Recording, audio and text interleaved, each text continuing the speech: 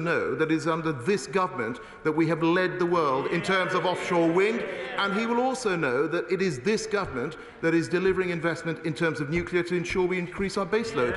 Another band. I have to say to him that consumers looking at their energy bills will be asking, if it's going so well, why are their bills rocketing and why are we so vulnerable? But we can only keep 1.5 alive if we have an energy policy that is fair at home and abroad.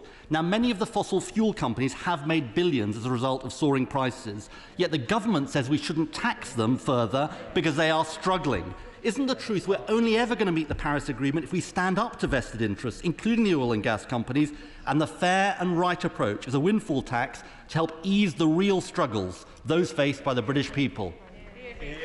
Mr. Speaker, what we want to see is more private sector investment coming into offshore wind and indeed into renewables and increasing our green baseload. And he will have seen through the net zero strategy we have set out a plan for an extra £90 billion of investment from the private sector, and that is flowing in because of the actions of this government. SNP spokesperson Deirdre Brock. Thank you, Mr. Speaker. Our young people have led the fight for tougher climate change pledges for the world, so the world at least doesn't breach that 1.5 degrees of warming. To support their activism, Scotland recently hosted the UN Conference of Youth ahead of COP26, has unveiled almost £1 million for a programme for young people in the climate conference and legacy activities, and signed up to the UNICEF Declaration on Children, Youth and Climate Change, along with countries like Norway, the Netherlands and Peru. The UK government hasn't signed up to that declaration. Will it, and when? Well, Mr. Speaker, I certainly agree with her that we absolutely need to ensure that the voices of young people are heard loud and clear, and indeed they were at COP26, both in terms of civil society but also youth groups. And for the first time ever, leading into this COP, we set up a civil society and youth advisory group that helped us in terms of planning for the conference, in terms of the issues we were taking forward, and we will continue to engage with young people in civil society during our presidency year. James Daly. Mr. Speaker. Mr. Speaker, as my honourable friend will know, the government did put in place a new procurement policy which underlines the UK's global leadership in tackling climate change. Prospective suppliers bidding for contracts above £5 million a year must now have committed to the government's target of net zero by 2050 and have published a carbon reduction plan. James Daly. Thank you, Mr. Speaker. In line with the COP26 goal of adapting to protect communities and natural habitats, what conversations has my right honourable friend had with colleagues to ensure government procurement of biodegradable face masks? Yeah. Well, Mr. Speaker, my honourable friend raises actually a very important point, and I can tell him that the Department for Health and Social Care is indeed actively exploring reusable face masks, reusable eye protection and reusable transparent masks, and I will ensure that the relevant minister from the department writes to him with more details. Caroline Lucas. Thank you very much, Mr. Speaker. As the COP26 President knows, the Glasgow Climate Pact reaffirmed the ambition to limit global heating to 1.5 degrees. He will also know that the International Energy Agency has made it really clear that if we're to meet that target, there can be no new oil, gas or coal projects. So will he make the case to the Secretary of State, to the Prime Minister, that the 40 new fossil fuel projects in the pipeline for approval in the UK are plainly incompatible with the agreement that he presided over? Mr. Speaker, I wish sometimes the honourable lady would also praise the work the government is doing in terms of pushing forward on renewables. What I would say to her is that the Department for Business, Energy and Industrial Strategy has set out a consultation on a climate compatibility checkpoint when it comes to future licences, and she should write in and set out her views. Andrew Lenson. Number 3, please. Mr. Speaker, through the North Sea transition deal, the oil and gas industry has committed to early targets for offshore production emissions reductions, with 10% reductions by 2025, 25% by 2027 and 50% reductions by 2030, setting out the path to achieve a net zero basin by 2050. Angela. Mr. Speaker, I certainly will praise my honourable and right honourable friends for their amazing work on renewable energy and on the transition to net zero. But does my honourable friend agree with me that whilst the net zero challenge is the greatest challenge of our generation, nevertheless, to keep energy bills down and to keep our energy security, we must make best use of our oil and gas resources? Hear, hear. My right honourable friend makes a very strong case, Mr. Speaker.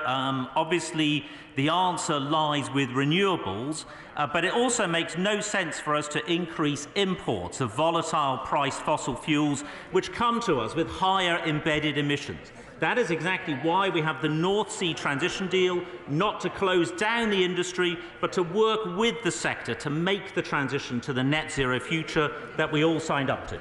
Shadow Minister Olivia Blair. Thank you, Mr. Speaker. In a recent written question, the Government was asked if it would explain how individual policies in the net zero strategy, including on North Sea oil and gas, will reduce emissions. The Minister said he would publish the information when decisions on the design of the associated individual policy intervention are sufficiently advanced. How is it possible that the Government published a net zero strategy without an understanding of what the individual policies will mean? And how can we therefore believe their promise that we are on course to meet crucial targets for 2030 and 2035? Well, Mr. Speaker, of course the Government is fully aware of these issues. There's no change in the Government's position. We published the net zero strategy and we are seeing it come through. We are delivering all of the aspects. We're delivering. My right honourable friend, the COP President, just mentioned the climate change compatibility checkpoint. All of these things, Mr. Speaker, we are delivering through on with haste. David Dewey. Thank you, Mr. Speaker. I welcome our right honourable friend's response and this government's ongoing commitment and support of the UK oil and gas sector and their role to drive forward the energy transition to net zero. But will my right honourable friend join me in welcoming yesterday's High Court ruling to throw out claims by certain environmental activists that UK government support for the industry was unlawful? Well, Mr. Speaker, I thank my honourable friend for his question, and we welcome yesterday's judgment. I, probably like he, wonder if the SNP and the Scottish Green government in Edinburgh would also share our welcome. There is going to be an ongoing need for oil and gas as we reduce demand amid the transition to lower carbon energy, which is, in the end, is the solution. And I know from my visit to his constituency just last month how also important renewables are for delivery in his constituency of Banff and Buchan. Alan Brown. Question for Mr. Speaker. Mr. Speaker, the UK can become a world leader in technology to capture and store harmful emissions away from the atmosphere. In the net zero strategy, the UK government announced its ambition to capture and store 20 to 30 megatons of CO2 per annum by 2030, with 10 megatons to be delivered by Track 2 clusters. Thank you, Mr. Speaker. The Scottish Carbon Cluster site would deal with or address Scotland's two biggest greenhouse gas emitters. It would unlock 30% of the UK's carbon dioxide storage capability and combine hydrogen production, direct air capture and a shipping terminal to serve the rest of the UK in terms of carbon dioxide storage. Why then was the Scottish cluster relegated to reserve status, and what representations he had from the lightweight Scottish Tory leader about this disgraceful decision? Well, Mr. Speaker, I thank him for that question as ever. And as he knows, Acorn is the first reserve, which means that it met the eligibility criteria and performed well in the evaluation criteria. In terms of the Scottish Conservatives, I speak to my honourable friend, the leader of the Scottish Conservatives, frequently. I also speak to the local MP, David Duckett, and others. And, Mr. Speaker, the Scottish cluster, Acorn, has got a good future. I've also recently met with Storegga, Ineos and Shell to discuss specific aspects in relation to the cluster which moves ahead. Cheryl Murray. Number 5, please, Mr. Speaker. Thank you, Mr. Speaker. Mr. Speaker, at COP26, the UK launched a joint statement with over 100 signatories committing to work towards all new car sales being... Oh, yes, I'm sorry, apologies, group with 11. All new car sales being zero emission by 2040 globally and by 2035 in leading markets. 32% of the global car market is now covered by manufacturer commitments to phase out polluting vehicles. Cheryl Murray. Thank you, Mr. Speaker. Cornwall is keen to take the lead in the emergency energy green economy, in particular looking at local lithium to store electricity. Can she update the House on what action the government is taking to utilise this important asset and what benefits she sees for the people of Cornwall? Thank you, Mr. Speaker. My honourable friend, the Minister of Industry, visited innovative UK companies Cornish Lithium and British Lithium just last week to see their exciting progress towards producing lithium in the UK. And these are great examples of UK enterprise benefiting from government funding to support jobs and growth in Cornwall and providing a critical mineral to support our green industrial revolution. And we are looking forward to working further with industry as we develop our critical minerals strategy later this year. Steve Metcalfe. Thank you, Mr. Speaker. The UK COP presidency has established the Zero Emissions Vehicle Transition Council. This will bring together the governments of the world's largest car markets to work towards accelerating this transition. Can my right honourable friend therefore tell the House what role the Council will play in the UK's presidency year ahead of COP27? So stay. Thank you, Mr. Speaker. The UK will continue to work through the Zero Emissions Vehicles Transition Council for an accelerated and equitable global transition to zero emissions vehicles, as well as delivering its 2022 action plan, which includes collaboration on regulations, on heavy goods vehicles, on infrastructure and support to developing countries. The ZVTC will be one of the leading initiatives for international collaboration under the Glasgow Breakthrough on Road Transport. Hobhouse. Thank you, Mr. Speaker. The most pressing issue for a successful rollout for EV is grid capacity. The National Grid is a private company. Who is going to pay for this huge investment in the National Grid? Scotland pays for it. Thank you, Mr. Speaker.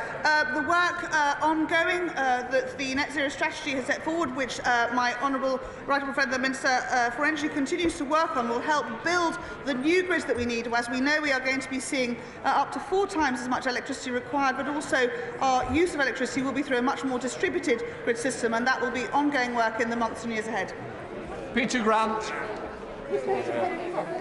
Thank you, Mr. Speaker. Could the Minister tell us what she thinks is more likely to encourage greater use of electric vehicles? Is it the Scottish Government's grant scheme of up to £28,000 for the purchase of a new vehicle, or is it her government's decision to cut the equivalent grant in England to just £2,500?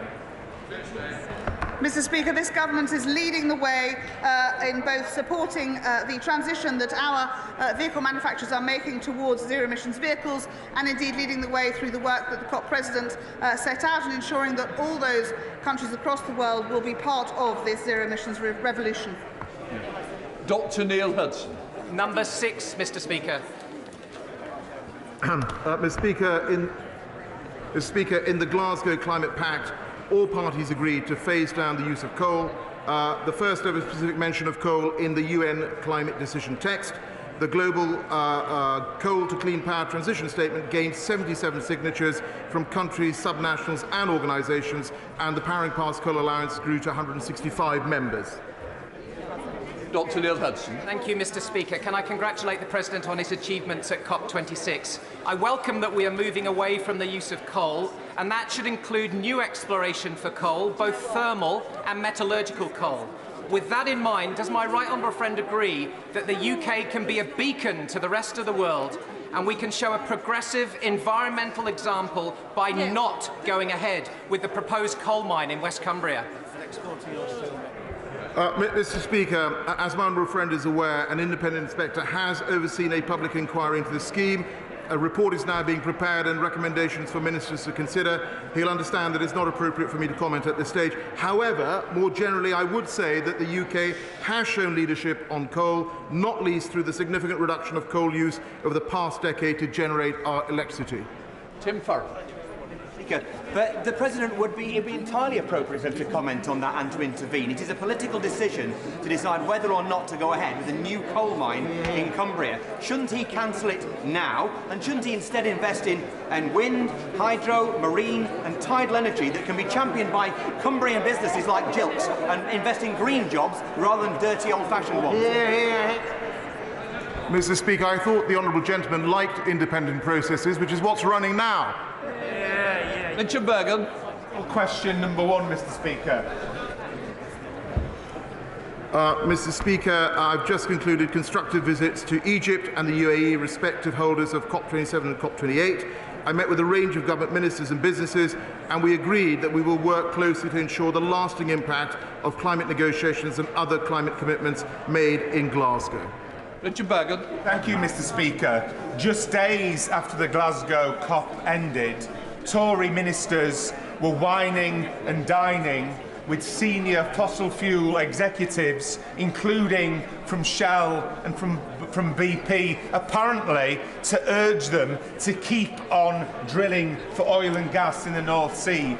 As COP president, doesn't he agree that instead of being in the pockets of fossil fuel giants, ministers should be following the United Nations call for an end to all new fossil fuel projects? Order! Oh, just a moment, please. Topical's meant to be short and quick. You can't have a full statement. Other people's got to get in. President. Mr. Speaker, the honourable gentleman is definitely making my job harder by the amount of hot air he's emitting. I wonder whether he's going to offset those emissions. Can I be very clear that we have a commitment to have a managed transition in our energy mix, and that's what we are doing? Caroline Ansell. Thank you, Mr. Speaker. Can I ask my right honourable friend if COP26's Clydebank Declaration for Green Shipping Corridors will set the course for more zero-emission shipping routes in the future, which is particularly significant to air quality for my constituents in Eastbourne and Willingdon, living alongside the busiest shipping lane in the world? Mr. Speaker, it certainly does. The declaration aims to support the establishment of at least 6 green corridors by the middle of this decade, whilst aiming to scale activity up in the following years. We definitely want to see more such green corridors in operation.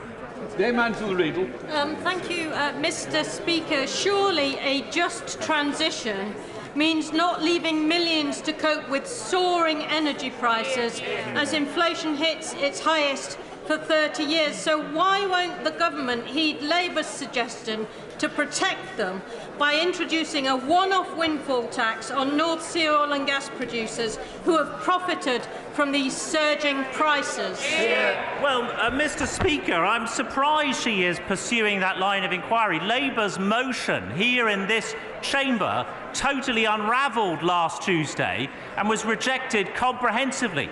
The government is taking action. We are supporting vulnerable households through winter fuel payments, cold weather payments, the Household Support Fund and so on. But the Labour proposal unravelled tragically last week, Mr. Speaker, as you saw. Mr. Speaker, my right honourable friend is well aware of my concern about deforestation in the Amazon. As he deals with the Brazilian government over the coming months, will he put pressure on them to make sure they not only keep their commitments at COP26, but also they stop the deforestation that's taking place, illegal deforestation now? Well, Mr. Speaker, my honourable friend raised a really important point. Of course, I will continue to work very closely with Brazil on the commitments that have been made to make sure that they're implemented. I will be speaking to Minister Leahy, the Environment Minister, in the coming weeks to reaffirm those commitments and our view that they should be followed through. Thank you, Mr. Speaker. With a million species at risk of extinction and deforestation accelerating across the globe, it's imperative that we limit global warming to 1.5 degrees to halt this catastrophic decline. So will the Minister now accept Labour's call for a net zero and nature test to align public spending and infrastructure decisions with our climate and nature commitments? Mr. Speaker, if he was indeed at COP26 or was following what was going on, he will have seen the huge commitment to protecting nature. And of course, we are also wanting to ensure that CBD 15 is a success. James Sunderland. Mr. Speaker, please could I ask the President how he reconciles his narrative between the global leadership required for COP26 and net zero with the acute reality that we still need to extract hydrocarbons, not least to keep energy costs down? Well, Mr. Speaker, I just say to the honourable gentleman, of course, as I've said earlier, we want to see an orderly transition to net zero in our energy mix, which includes oil and gas. But the answer to delivering net zero, keeping bills under control and ensuring security of supply is to continue to build out our world-leading offshore wind sector and invest in nuclear and hydrogen, as this government is doing. Thank you. The government has just upped the risk of climate-triggered wars in the coming decades from medium to high. Our planet is on fire. That this government is too busy fighting fires in Downing Street instead of showing leadership, slashing aid for climate-vulnerable communities, locking them into fossil fuel. How long till they stop being embroiled in their own scandals and realise we're embroiled in a climate scandal? Mr. Speaker, I just say to the honourable lady that the Prime Minister has been absolutely leading on this agenda for years. He's been leading for years. And I would just say that it was a Conservative government that had put in place net zero by 2050. And just have a look at the commitments under the current Prime Minister that we have made in terms of our NDC and our carbon budget 6. We are leading the world when it comes to going green. Mr. Speaker, the COP President will know that Teesside is the hydrogen capital of the UK, where we already produce more than 50% of our commercially viable hydrogen. So will he consider throwing his weight behind Redcar and Cleveland's bid to become home to the UK's first hydrogen village by 2025? Mr. Speaker, I thank him for that question, and he knows that we are cooperating very closely internationally and domestically on hydrogen. I think in terms of Redcar's bid, he is a passionate advocate for all things related to Redcar, and I think his message has been heard loud and clear by the government. Martin Docker to use. 2 years ago, Together Energy was providing 350 jobs in my constituency, leading on innovation for small, medium-sized utility companies. Yesterday it went bust. While his Prime Minister and his Chancellor are missing in action, doing other stuff, can he tell me what his government and Ofgem are doing to support small, medium-sized utility companies delivering zero emissions and deliver jobs in my constituency? Mr. Speaker, I'm not going to take any lectures from the gentleman opposite. He knows very well that the government is. He knows very well that the government is working very closely with the sector. He knows that we put in place a price cap, and he knows that when it comes to jobs, this government is investing, and we want to see 2 million green jobs created over the coming decades. Blair Anderson.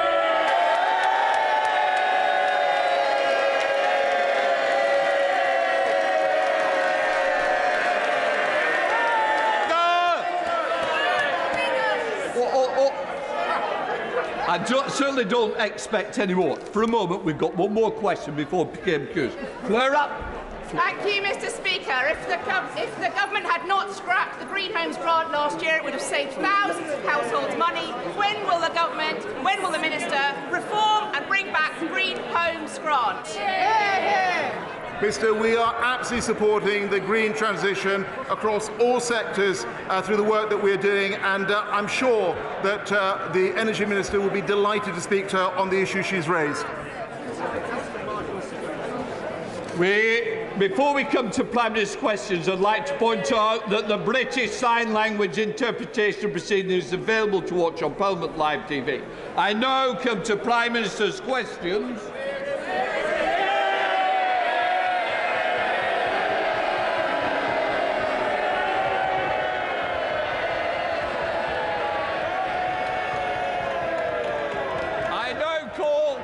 Chamberlain. Question 1, Mr. Speaker. Prime Minister, question 1.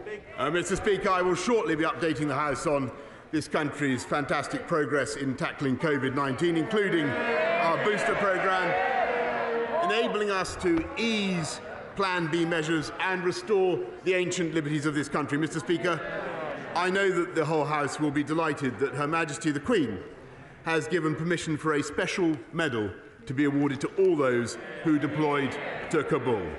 Operation Pitting saw our servicemen and women deliver the largest British evacuation since the Second World War. The whole country can be immensely proud of their service. Mr. Speaker, this morning I had meetings with ministerial colleagues and others. In addition to my duties in this House, I shall have further such meetings later today. Wendy Chin. Thank you, Mr Speaker. Last year we were told by the Prime Minister there were no Downing Street parties. Then it turned out there were parties, but we were assured that no rules were broken. Last week we heard that rules may have been broken, but that he thought it was a work event. And now yesterday from the man who wrote the rules, it was, well, nobody told me what those rules were. Mr Speaker, 5 weeks ago the people of North Shropshire were clear, and the people of North East Fife are being clear to me now. No matter the excuse, there is no excuse for taking the British people for fools. Will the Prime Minister agree it is now time for him to resign? No, Mr Speaker, but what I can tell her is that, as I said to the House last week, I apologise sincerely for any misjudgments that were made, but she must contain her impatience, Mr Speaker, and wait for the inquiry next week before she draws any of the conclusions that she's just asserted. John Burrow. Thank you, Mr Speaker. Latest evidence and research shows that the UK is the most attractive country in the world amongst young people across the G20. Amid intense soft power competition from other countries, including China, can the Prime Minister assure me and other members of the British Council All-Party Group that the government will meet the British Council's funding requirements to ensure it doesn't have to close any more offices overseas and to ensure that it commits all its energy to retaining our top spot? Mr Speaker, I entirely share my right honourable friend's enthusiasm for the British Council, which is a wonderful institution that we all love, and that's why we're providing through the FCDO £189 million of funding this year, a 27% increase, Mr Speaker, in spite of all the difficulties this country is facing, 27% increase on the previous financial year. We've also provided a loan facility of up to £145 million to support all the wonderful work that the British Council does. We now come to the Leader of the Opposition, Keir Starmer. Thank you, Mr Speaker. Can I start by warmly welcoming... Can I start... Listen to the Prime Minister. Can I just say, I expect people to listen to the Prime Minister. I certainly don't want the Leader of the Opposition shouted down. You might not like the day, but this is the day that we've got. Keir Starmer. Mr Speaker, I'm not bothered. I assumed it was directed over here. Can I start by warmly welcoming the honourable member for Bury South to his new place and to the Parliamentary Labour Party. Mr Speaker, like so many people up and down the country, he has concluded that the Prime Minister and the Conservative Party have shown themselves incapable of offering the leadership and government this country deserves, whereas the Labour Party stands ready to provide an alternative government that the country can be proud of. Mr Speaker, the Labour Party has changed, and so has the Conservative Party. He and anyone else who wants to build a new Britain built on decency, security, prosperity and respect is welcome in my Labour Party. Every week, the Prime Minister offers absurd and frankly unbelievable defences to the Downing Street parties, and each week it unravels. I've been elected the chair. I don't need to be told how to conduct the business. So if somebody wants to do some direction, I'll start directing them out of the chamber. Keir Starmer.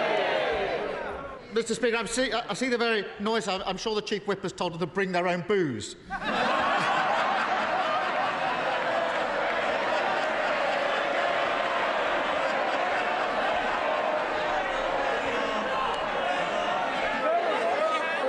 Order. Let's try and get on with questions. It's going to be a long day if not. Keir Starmer. Mr Speaker, first he said there were no parties. Then the video landed, blowing that defence out the water. Next he said he was sickened and furious when he found out about the parties, until it turned out that he himself was at the Downing Street garden party. Then last week he said he didn't realise he was at a party, and surprise, surprise, no one believed him. So this week he's got a new defence. Nobody warned me that it was against the rules. That's it. Nobody told him. Since the Prime Minister wrote the rules, why on earth does he think that his new defence is going to work for him?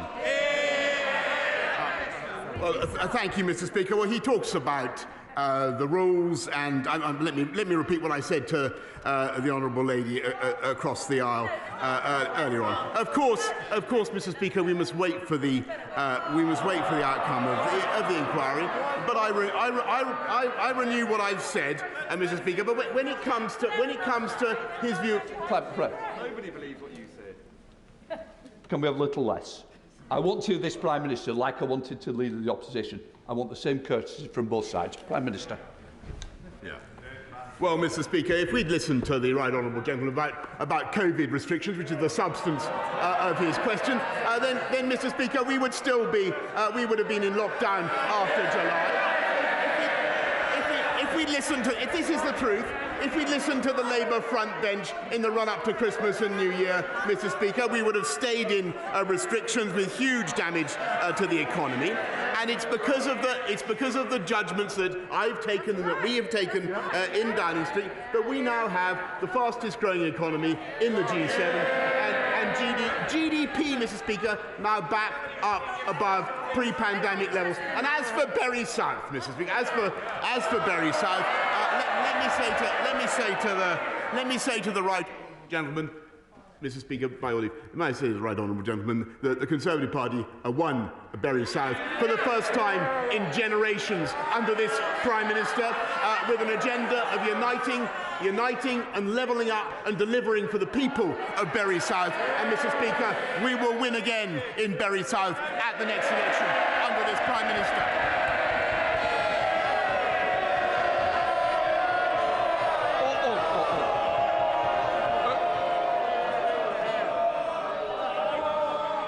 Look, it's important I want to hear both sides, and I don't want this continuous chant, because if we do, there'll be less people on these benches, and the same on the other side. I expect both sides to be heard with courtesy.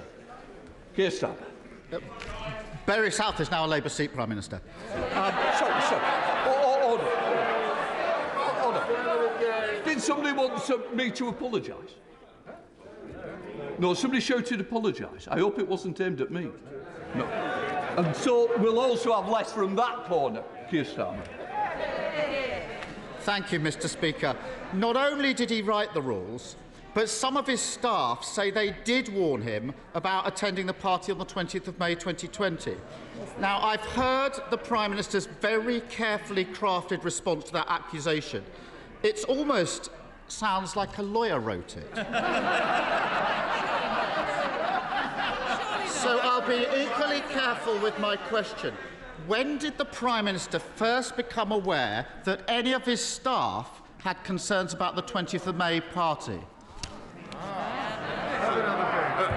Mr. Speaker, I'm grateful to Right Honourable Gentleman for repeating the question that he's already asked. We have answered, Mr. Speaker, that it is for the inquiry to come forward with an explanation of what happened, and I'm afraid he simply must wait. But he asks about my staff, Mr. Speaker. He asks about my staff and what my staff are doing and what they have told me. And I can tell him, Mr. Speaker, that they have taken decisions throughout this pandemic that he has opposed to open up in July, Mr. Speaker, as I've said, to mount the fastest vaccine rollout in Europe, and Mr. Speaker, to double the speed of the booster rollout, with the result that we have the most open economy in Europe, Mr. Speaker, and we have more people in employment and more employees on the payroll now than there were before the pandemic began. That is what my staff have been working on in Downing Street, Mr. Speaker, and I'm proud of them. Keir Starmer. So, Mr. Speaker, apparently Sue Gray is going to tell the Prime Minister when he first became aware that his staff had concerns about the May 20th. The Prime Minister's account gets more extraordinary with each version of his defence. If the Prime Minister's new defence were true, it requires him to suggest that his staff are not being truthful when they say they warned him about the party. It requires the Prime Minister to expect us to believe that whilst every other person who was invited on the 20th of May to the party was told it was a social occasion, he alone was told it was a work meeting.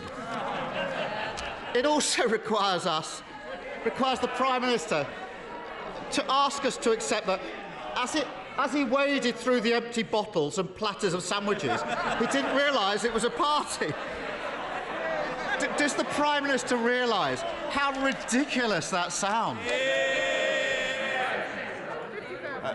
Mr. Speaker, I've said what I've said about the events in Number 10.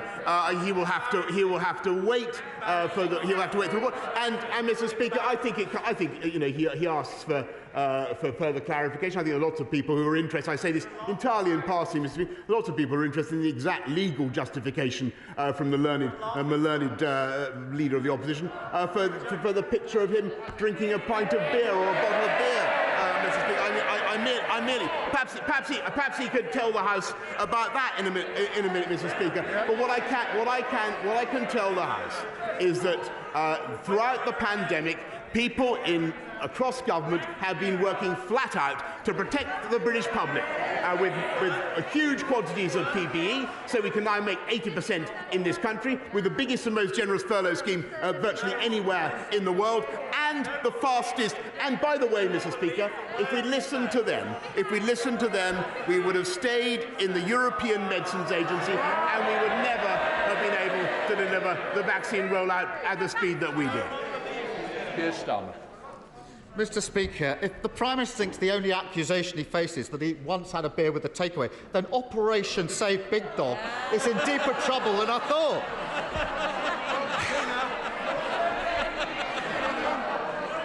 If a Prime Minister misleads Parliament, should they resign? So, Mr. Speaker, let's be absolutely clear. The Right Honourable Gentleman is continuing to ask a series of questions which he knows will be fully addressed by the inquiry. He is wasting this House's time. He's wasting the people's time, Mr. Speaker. He continues to be completely irrelevant, Mr. Speaker, because we have an inquiry. We have an inquiry, Mr. Speaker, and I'm not going to anticipate that inquiry any further. What I can tell him is that it is because of the judgments that were taken in Downing Street and because of the willingness of the British people to put trust, by the way, Mr. Speaker, in those judgments, to come forward in huge numbers to get vaccinated, which people did, and I thank them for it from the bottom of my heart. People did that because they listened to our messages, Mr. Speaker, and it's as a result of that that we now have the fastest growing economy in the G7 and youth unemployment, which he ought to care about, youth unemployment at a record low, Mr. Speaker. Keir Starmer. Well, I know it's not going well, Prime Minister, but look on the bright side. At least the staff at Number 10 know how to pack a suitcase. Mr. Speaker, last year, Her Majesty the Queen sat alone when she marked the passing of the man she'd been married to for 73 years. She followed the rules of the country that she leads. On the eve of that funeral, a suitcase was filled with booze and wheeled into Downing Street. A DJ played and staff partied late into the night. The Prime Minister has been forced to hand an apology to Her Majesty the Queen. Isn't he ashamed that he didn't hand in his resignation at the same time?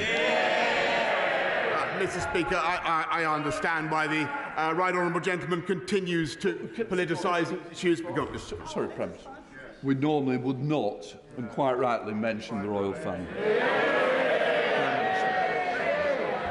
We don't get into discussions on the royal family.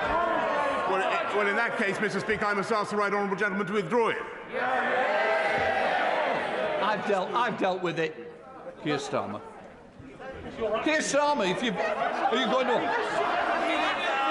Won't withdraw it. Order. Prime Minister, we don't want to go through that again. I'll make the decisions.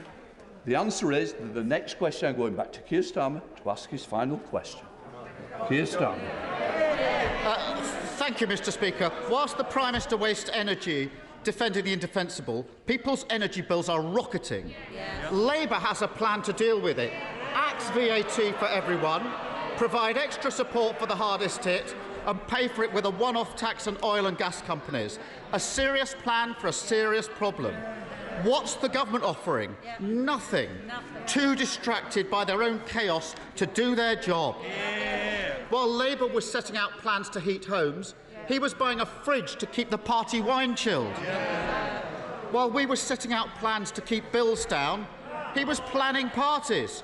And while we were setting out plans to save jobs in the steel industry, he was trying to save just one job, his own. Doesn't the country deserve so much better than this out of touch, out of control, out of ideas, and soon to be out of office Prime Minister? Mr. Speaker, I'll tell you what this government has been doing to look after the people of this country throughout this pandemic and beyond. We have been cutting the cost of living, helping them with the living wage. We've been cutting taxes for people on low pay, Mr. Speaker. We've been increasing payments for people suffering the costs of fuel. Prime Minister, look after people. Can I just say to everyone in here, our constituents wants to hear the questions and the answers. The great British public, the members of this United Kingdom which you're representing, they need to hear. Please, let's hear the questions and answers. Prime Minister. Mr. Speaker, we will continue to look after people throughout this pandemic and beyond. But we've also, Mr. Speaker, been cutting crime by 10%, putting 11,000 more police officers already out on the street. Record home building last year, Mr. Speaker. More homes than at any time in the last 30 years. We are building 40 new hospitals, Mr. Speaker. Gigabit broadband has gone up from 9% coverage in our country to 65% already. And as I said already, I think 3 times or 4 times today, we have more people, more employees on the payroll now than before the pandemic began. And unemployment, youth unemployment, at a record low, Mr. Speaker. And when the history of this pandemic comes to be written, and the history of the Labour Party comes to be written, and believe me, they are history and will remain history, Mr. Speaker, it will show that we delivered while they dithered, and we vaccinated while they vacillated, Mr. Speaker. And the reason we've been able to lift restrictions faster than any other country in Europe, and we have the most open economy and the most open society in Europe, Mr. Speaker, is thanks to the booster rollout and thanks to the work of staff up and down Whitehall, across government, throughout the NHS, Mr. Speaker, and I am intensely proud of what this government has done.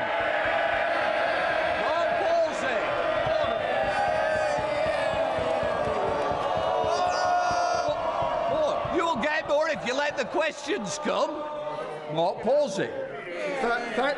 Thank you, Mr. Speaker. Following on from the excellent news on the economy and jobs, the Prime Minister will remember my question to him last June about proposals for a gigafactory in Coventry. Last week, local councils granted outline planning permission to create 6,000 new skilled jobs, to secure many thousands of others, inject £2.5 billion into our local economy and level up across our region. With fast rising demand for greener and cleaner electric cars, may I ask him for his support to ensure the swift delivery of this vitally important project? I thank my honourable friend for campaigning for this wonderful project, and we are supporting the electric vehicle industry. We made another £350 million available through the Automotive Transformation Fund, on top of the £500 million commitment that we've already made in the 10-point plan. And I know that the campaign for Coventry Airport is an excellent one. I look forward to seeing how it develops. We now come to the leader of the SNP, Ian Blackford. Thank you, Mr. Speaker. This week was supposed to be Operation Save Big Dog, but it's quickly become Operation Dog's Dinner. Over the past few days, we've had more damaging revelations about Downing Street rule-making, more evidence that Parliament has been misled. And an even longer list of ludicrous, absolutely ludicrous excuses from the Prime Minister. First he claimed there were no parties. Then he wasn't present. Then he admitted he was at them, but he didn't know it was a party. And then, Mr. Speaker, the latest sorry excuse is really the most pathetic of them all. Nobody told me. Nobody told me. Nobody told the Prime Minister he was breaking his own rules. Absolutely pathetic. The Prime Minister, you know, what a look. The Prime Minister laughing once again, laughing at the British public. The Prime Minister is taking the public for fools. Nobody believes him. Will the Prime Minister finally take responsibility, resign? Go, Prime Minister! No, Mr. Speaker, but I thank him for his question again, and let me just remind him that there's an inquiry that is due to conclude. I believe he is wrong in what he asserts, Mr. Speaker, but we'll have to wait and see what the inquiry says. But, Mr. Speaker, I think the most important thing from the point of view of the UK government is that we're coming out of the restrictions that we've been in. I'm delighted to see that that's happening in Scotland as well, and that is very largely thanks to the wonderful cooperation that we continue to see across the whole of the UK, though you wouldn't believe it to hear it from him. Here, Blackford. Mr. Speaker, I'm afraid nobody is buying this Act anymore. There ought to be some respect and dignity from the Prime Minister. Let's remind ourselves, more than 150,000 of our citizens have died, and he's partying, he's laughing. Mr. Speaker, it simply isn't acceptable. The fake contrition, the endless excuses, the empty promises that it will be different only if we give him one last chance. This is a Prime Minister who arrogantly believes that he's above the rules. A Prime Minister who brazenly twists the truth. A Prime Minister who simply isn't fit for office. The Prime Minister's former chief advisor has said that he lied to Parliament, breaking the ministerial code. Prime Minister, a resignation offence. Public trust is hemorrhaging. With every day that passes, this Tory government loses even more credibility. When will the Tory MPs finally do the right thing? Show the Prime Minister the door. Mr. Speaker, I thank the right honourable gentleman, but I must say that I disagree with him, and I think that when you look at the levels of trust that the British people people in Scotland, Wales, Northern Ireland, across the whole country have shown in government, that there is the single biggest index, Mr. Speaker, of that trust has been their willingness to come forward voluntarily, Mr. Speaker, unlike many other countries in the world, to get vaccinated on a scale not seen anywhere else in Europe. And that is because of our ability and the NHS's ability to persuade people that it's the right thing. It's a fantastic thing. And by the way, Mr. Speaker, it's also a tribute to the United Kingdom, because that vaccine rollout was a UK effort. Thank you, Mr. Speaker. When it comes to exporting, as you're well aware, file punches well above its weight. And the Prime Minister saw this when he visited BAE Systems' Factory of the Future in Lancashire last year. In addition, fantastic local businesses such as Helical Technologies, Tangerine Holdings and Nature's Aid are doing a great job for flying the flag for Lancashire globally. But I've also got many smaller businesses who are eager to get exporting into new markets. What steps is the Prime Minister taking to help file businesses make the most of Brexit and maximise export potential? Well, I thank him for championing. I thank him for what he's doing to champion trade with Latin America, and I've no doubt that businesses, small businesses such as Squire Hare, are eager to get into those new markets, and we will do everything that we can to help and support him in his efforts. Thank you, Mr. Speaker. As the cost of living crisis deepens, this government's priorities get ever more remote from my Kirkcaldy and Cowdenbeath constituency. Only this week, I learned a veteran in my constituency, James Scott, took his own life as a result of his struggle with mounting financial pressures. This is a government who are found to have acted unlawfully by the High Court over COVID contracts and now preparing to write off £4.3 billion allocated to those COVID schemes. Why can the UK government find billions of pounds for profiteers and fraudsters, but they can't find compassion to treat the people with dignity, lifting the benefits cap and reinstating the cut to universal credit? Well, first of all, Mr. Speaker, I want to say how sorry I am for what he's had to say about James Scott, and this government does as much as we can to support veterans, and that's why we published the Veterans Action Plan only the other day, Mr. Speaker. But what we're also doing is ensuring that we support people throughout this crisis. He mentions, and I've said in my answer to the right honourable gentleman, many of the steps that we're taking to protect people on low incomes, and we will continue to do more, Mr. Speaker. He attacks the contracts for PPE. Actually, I think it was an astonishing thing at great speed to be able to give this country 17 billion items of PPE, thanks to the efforts of people across Whitehall. Mr. Speaker, this country is now capable of producing 80% of our own PPE. Kate Griffiths.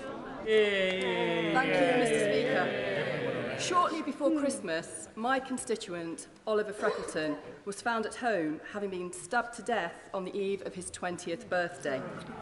Yesterday, his heartbroken parents held their son's funeral. Oliver leaves behind a partner and a baby daughter, and 2 teenagers have been arrested for his murder. Now, this tragic event leaves behind a devastated family, friends, and a very worried community.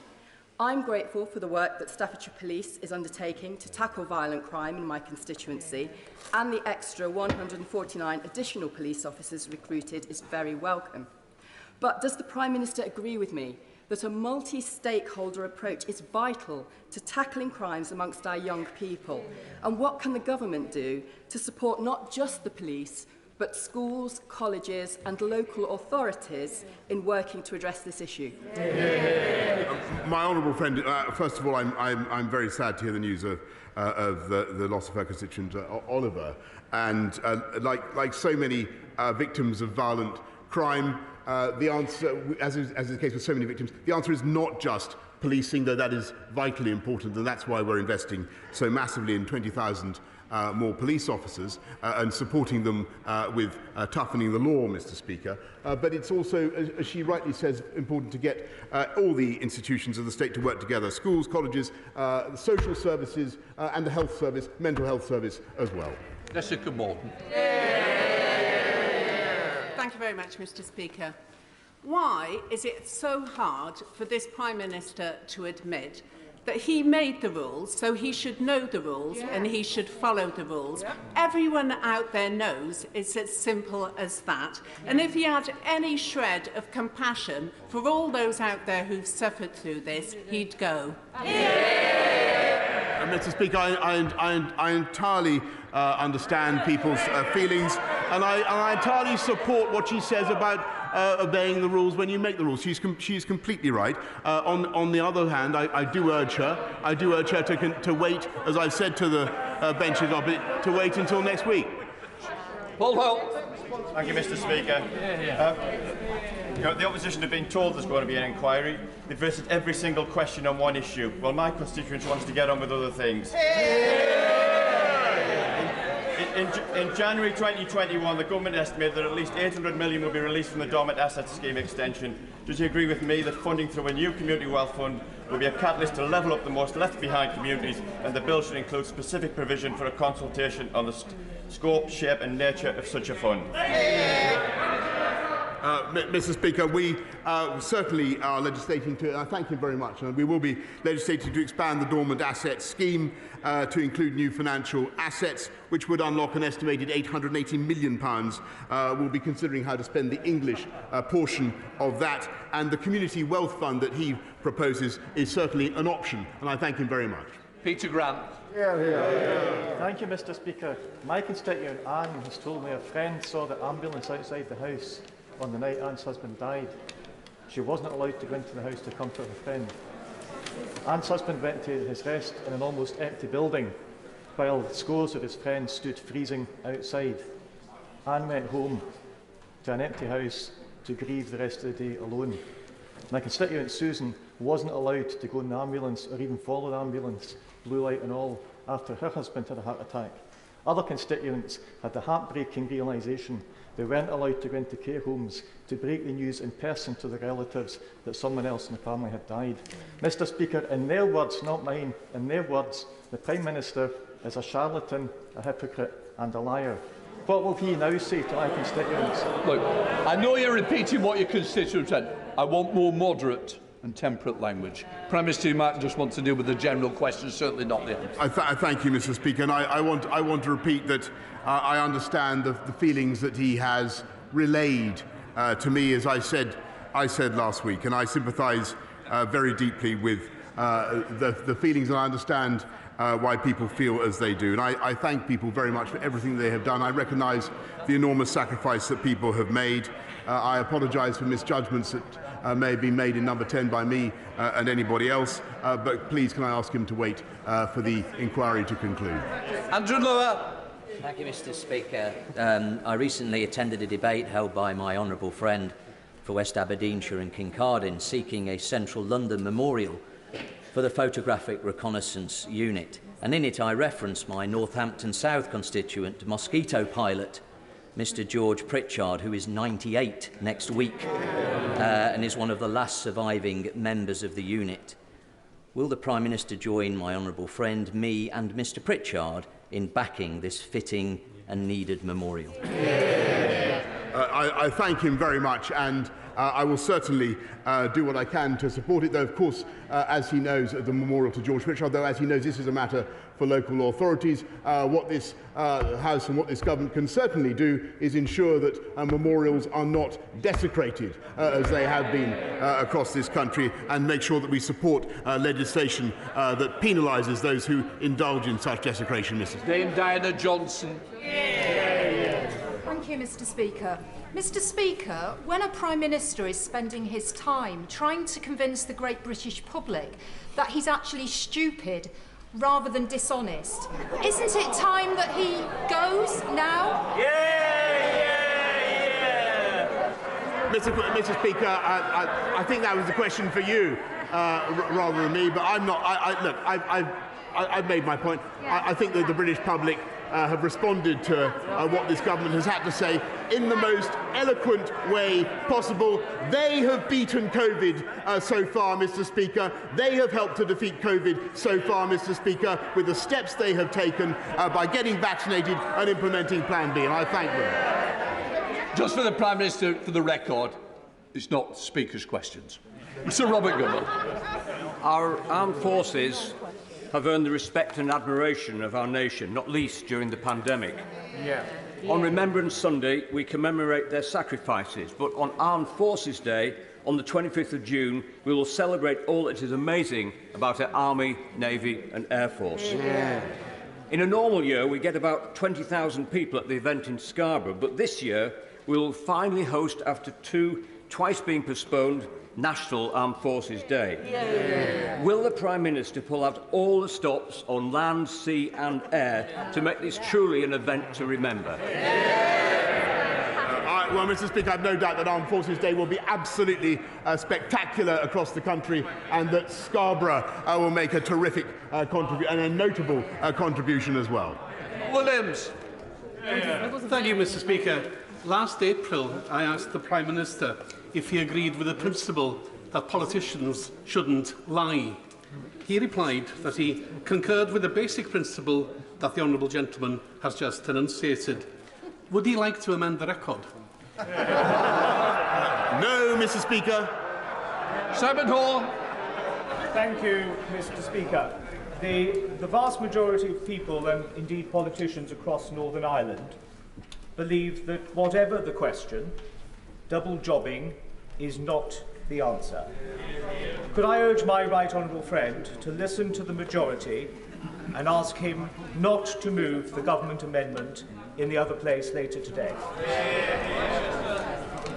I'm grateful to my honourable friend, and I'm advised that I think the amendment in question is indeed going to be withdrawn. Twist. Mr Speaker, my constituents are rightly angry at the Prime Minister's behaviour. But while Downing Street fights to save his political life, people across the North East are worrying about rising food and energy bills, rising unemployment and rising levels of child poverty. He talks about levelling up, but my constituents are seeing opportunities cut. Does the Prime Minister agree with me that his government has failed and it's time for him to go? No, Mr. Speaker, I really don't agree with her, and I don't think she could have been following anything that's being said this afternoon.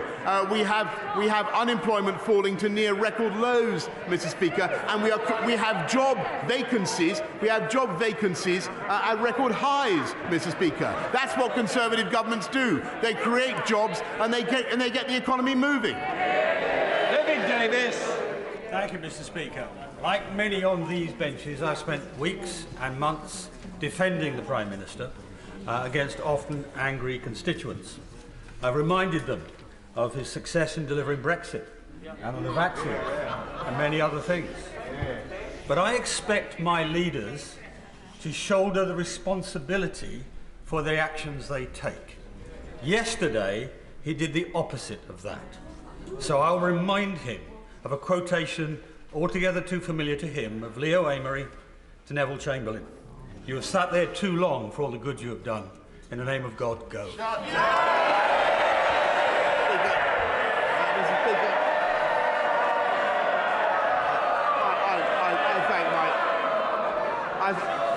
Order. Prime Minister.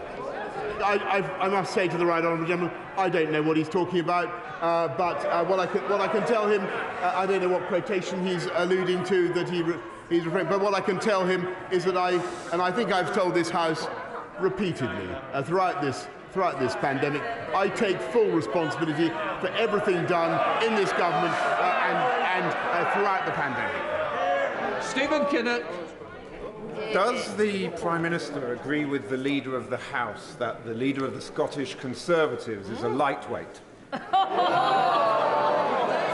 Mr. Speaker, the Conservative approach to the Union is one that I think is right for our country. We want to keep it together, and I think Conservatives in Scotland do an excellent job, and that's why their stout defiance, their stout defence of the Union was repaid at the last election, and Labour, Mr. Speaker, is increasingly endangering our unionists. Clayton Drummond. Mr. Speaker, and many people last week welcomed the 5-year moratorium on smart motorways. However, the M27 is due to be open as a smart motorway in a couple of months. What reassurance can my right honourable friend give my constituents in Meon Valley and others in the rest of South Hampshire that the M27 will be safe and give them confidence to use it? I thank her very much, and I can assure her that we're well aware of the risks associated with the smart motorway scheme. I know that my right honourable friend, the Secretary of State for Transport, is looking at it right now. We now come to the Prime Minister's COVID-19 statement. I now call the Prime Minister. Thank you. Mr. Speaker, with permission, I will make a statement on our progress against Omicron.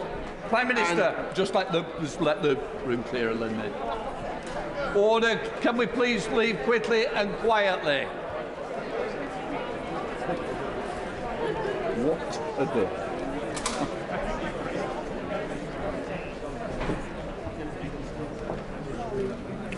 Prime Minister, please. Mr. Speaker, with permission, I will make a statement on our progress against Omicron and the review of our Plan B measures. Within hours of learning from scientists in South Africa about the emergence of a new COVID variant last November, this government acted, introducing balanced and proportionate restrictions at our borders to slow the seeding of Omicron in our country. As we learned more about this highly transmissible new variant, we implemented the Plan B measures we had prepared precisely in case our situation deteriorated, encouraging people to change their behaviour to slow the spread of the virus and buying crucial time to get boosters into arms. We made the big call to refocus our National Health Service, necessarily requiring the difficult postponement of many other appointments so that we could double the speed of the booster programme. And thanks to the extraordinary efforts of our NHS and its volunteers, we delivered the fastest booster programme in Europe, reaching half our population before any other European country, with more than 36 million boosters now in arms across the UK, including more than 90% of all over 60s in England. And taking a balanced approach, we resisted calls from others to shut down our country all over again. Many nations across Europe have endured further winter lockdowns. Many have seen hospitality curfews and nightclubs closed, capacity limits at sports stadiums, the return of social distancing, and in some places, Christmas and New Year as good as cancelled. But this government took a different path. We kept England open, and we supported those businesses which faced reduced demand because of the response to Plan B measures. And while we must continue to remain cautious, the data are showing that time and again this government got the toughest decisions right. Today's latest ONS data show clearly that infection levels are falling in England, and while there are some places where cases are likely to continue rising, including in primary schools, our scientists believe it is likely that the Omicron wave has now peaked nationally. There remain, of course, significant pressures on the NHS across our country, and especially in the North East and North West. But hospital admissions, which were doubling every 9 days just 2 weeks ago, have now stabilised, with admissions in London even falling, and the numbers in intensive care not only remain low but are actually also falling. So this morning, the Cabinet concluded that because of the extraordinary booster campaign, together with the way the public have responded to the Plan B measures, we can return to Plan A in England and allow Plan B regulations to expire. As a result, from the start of Thursday next week, mandatory certification will end. Organisations can, of course, choose to use the NHS code, no longer asking people to work from home. And people should now speak to their employers about arrangements for returning to the office. And having looked at the data carefully, the Cabinet concluded that once regulations lapse, the government will no longer mandate the wearing of face masks anyway. Mr. Speaker,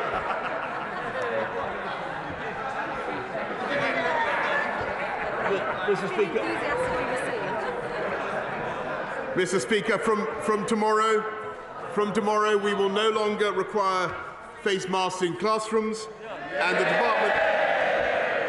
the Department for Education will shortly remove national guidance on their use in communal areas.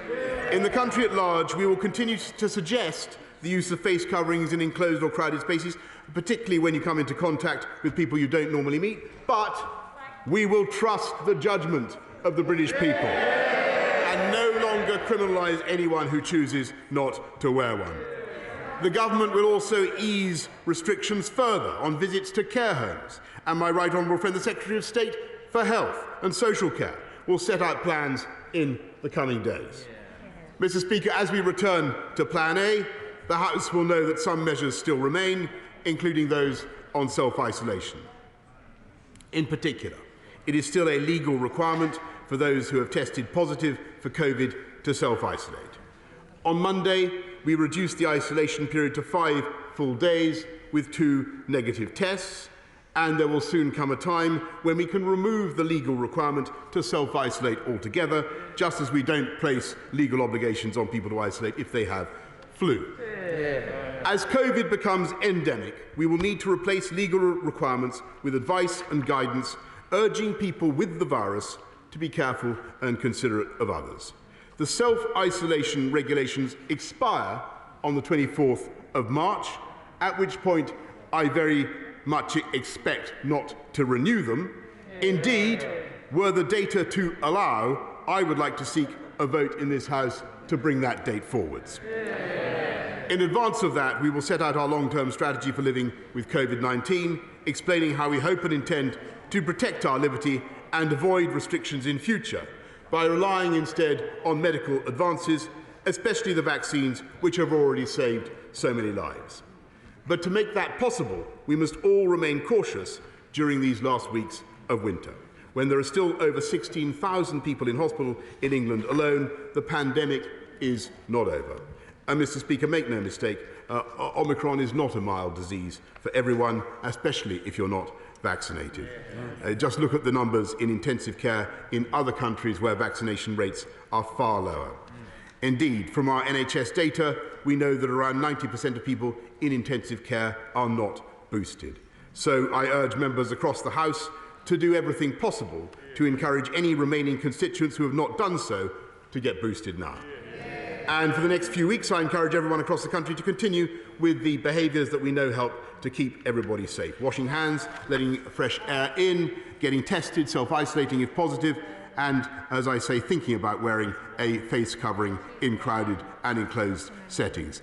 Mr. Speaker, Omicron tested us just as Alpha and Delta did before. But let's remember some of what we've achieved. We were the first nation in the world to administer a vaccine.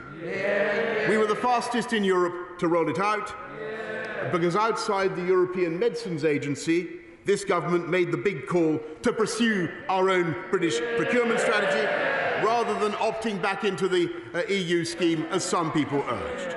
We created a world-beating testing programme, the largest in Europe, Mr. Speaker, and procured the most antivirals of any country in Europe too, because this government made the big call to invest early in lateral flow tests and in cutting-edge drugs to protect the most vulnerable.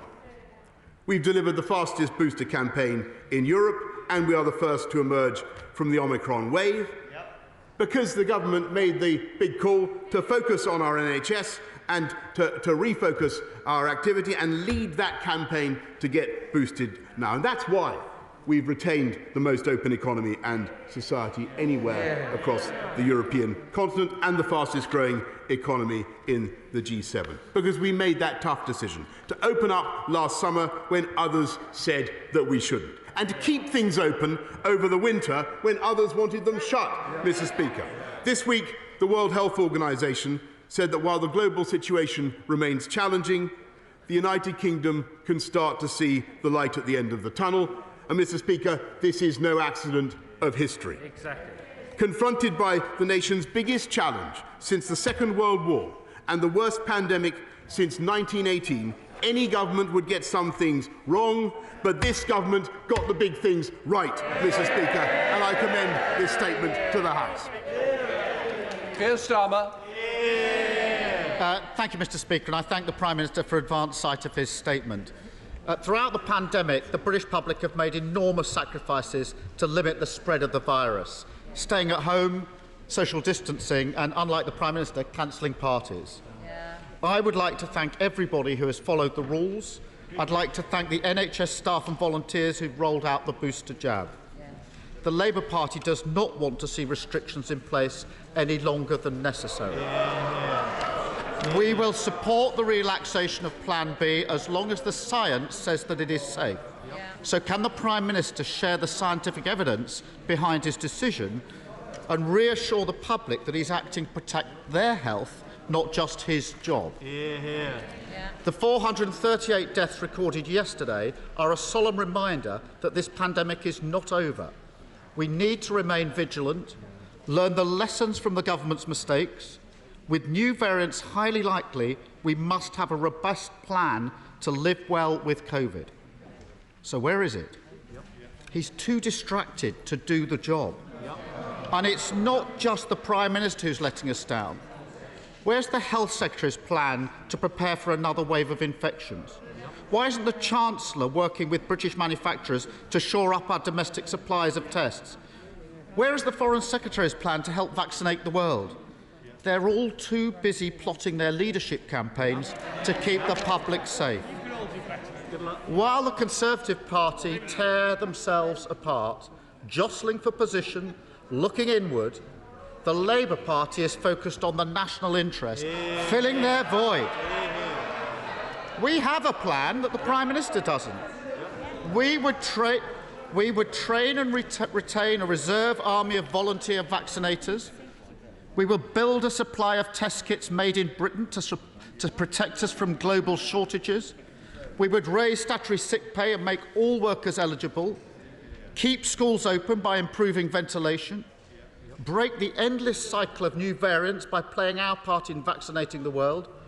We would produce a roadmap for decision-making to ensure efficient action when it's demanded.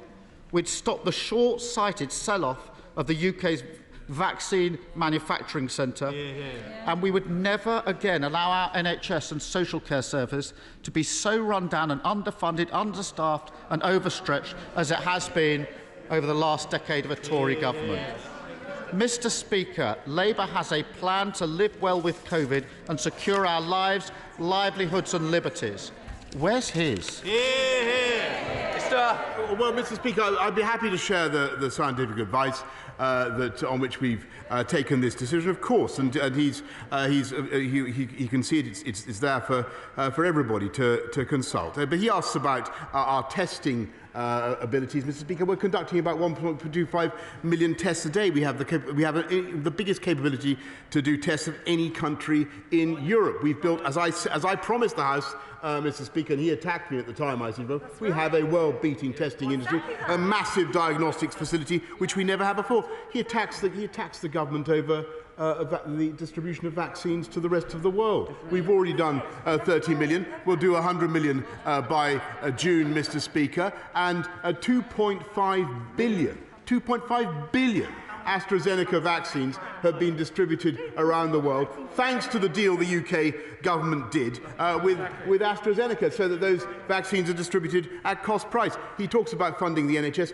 That party, Mr. Speaker, voted against the funding that we're going to need to clear the COVID backlogs and fund our NHS. Mr. Speaker, throughout this pandemic, he has been absolutely shameless in veering from one position to the next, and he has been wrong. He has been wrong about virtually every single important decision. He was wrong about keeping schools open, Mr. Speaker.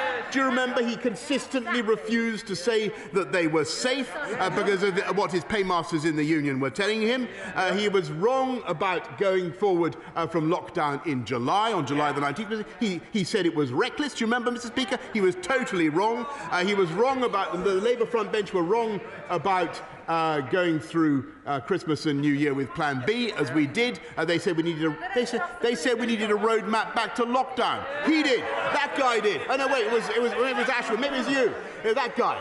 They said they wanted a roadmap back to lockdown, Mr. Speaker. At every step, and above all, Mr. Speaker, they tried to undermine the vaccine task force and to say that you could not spend money. They said you should not be spending £675,000 of taxpayers' money on outreach to vaccine-hesitant groups. That's their idea of priority spending, Mr. Speaker. He has been, it's been absolutely miserable listening to the opposite bench because they have had nothing useful to say. They have flip-flopped opportunistically from one position to the other. And, Mr. Speaker, did you get any idea from what he said just now whether or not he supports what we're doing? No. So he does support it. Okay, he supports it this week, Mr. Speaker. But what you can be certain of, Mr. Speaker, is that if he thinks that there's any political opportunity in opposing it next week, he won't hesitate to do so. He's been Captain Hindsight throughout, Mr. Speaker. Captain Hindsight, and he's had absolutely nothing useful to say or to contribute. Lisa May. Thank you, Mr. Speaker. I refer the House to my entry in the Members' Register. Can I say to my right honourable friend that many of my constituents work in the aviation sector? I welcome the announcement he's made about Plan B restrictions today, but I note he made no reference to the tests that are still required for people coming into England. If we're going to learn to live with COVID, we need to facilitate travel. So will he take this opportunity to announce that when Plan B restrictions are removed next week, the government also make it clear that there will be no test requirements for anybody entering England who is fully vaccinated? I thank my right honourable friend. We're certainly reviewing the testing arrangements for travel, and my right honourable friend, the Secretary of State for Health, will be making a statement in the next few days on that, Mr. Speaker. But I think it's very important that everybody in the country understands that getting your booster, wherever you want to go in the world, getting your booster is going to be a pretty crucial thing to do. We now come to Ian Blackford. Thank you, Mr Speaker, and I thank the Prime Minister for advance sight of his statement.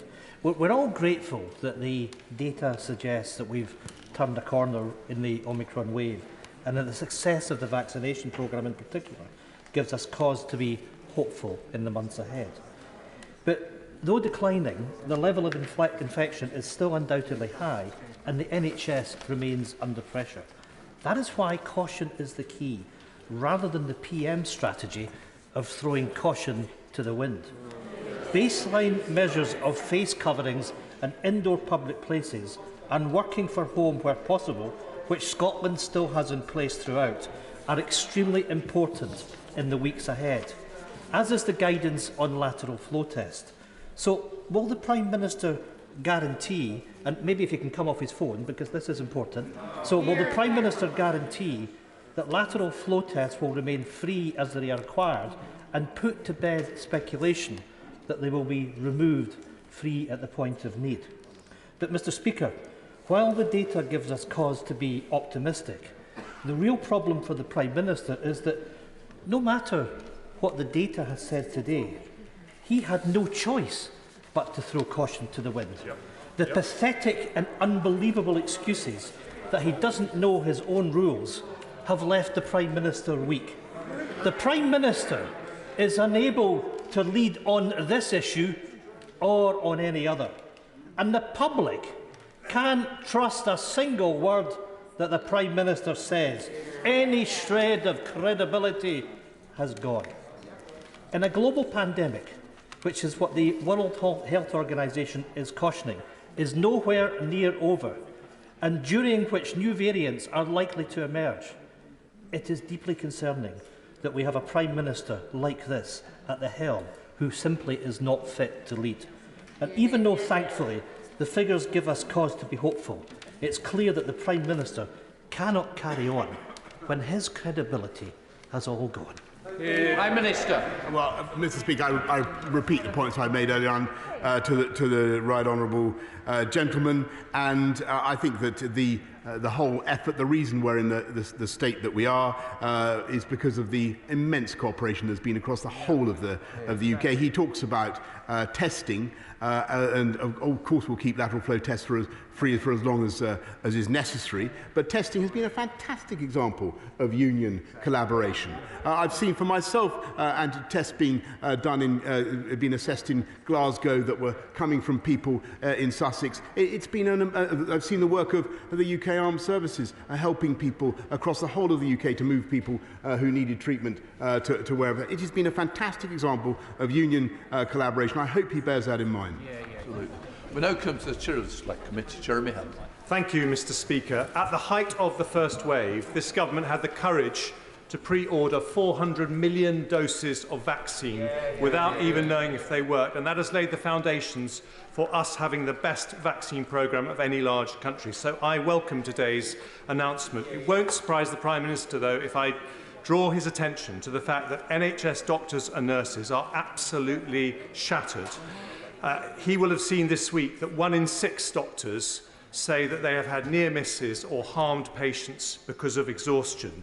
So if he doesn't want to accept the Select Committee's recommendations to address the workforce crisis, what will he do to give hope to our brilliant frontline staff?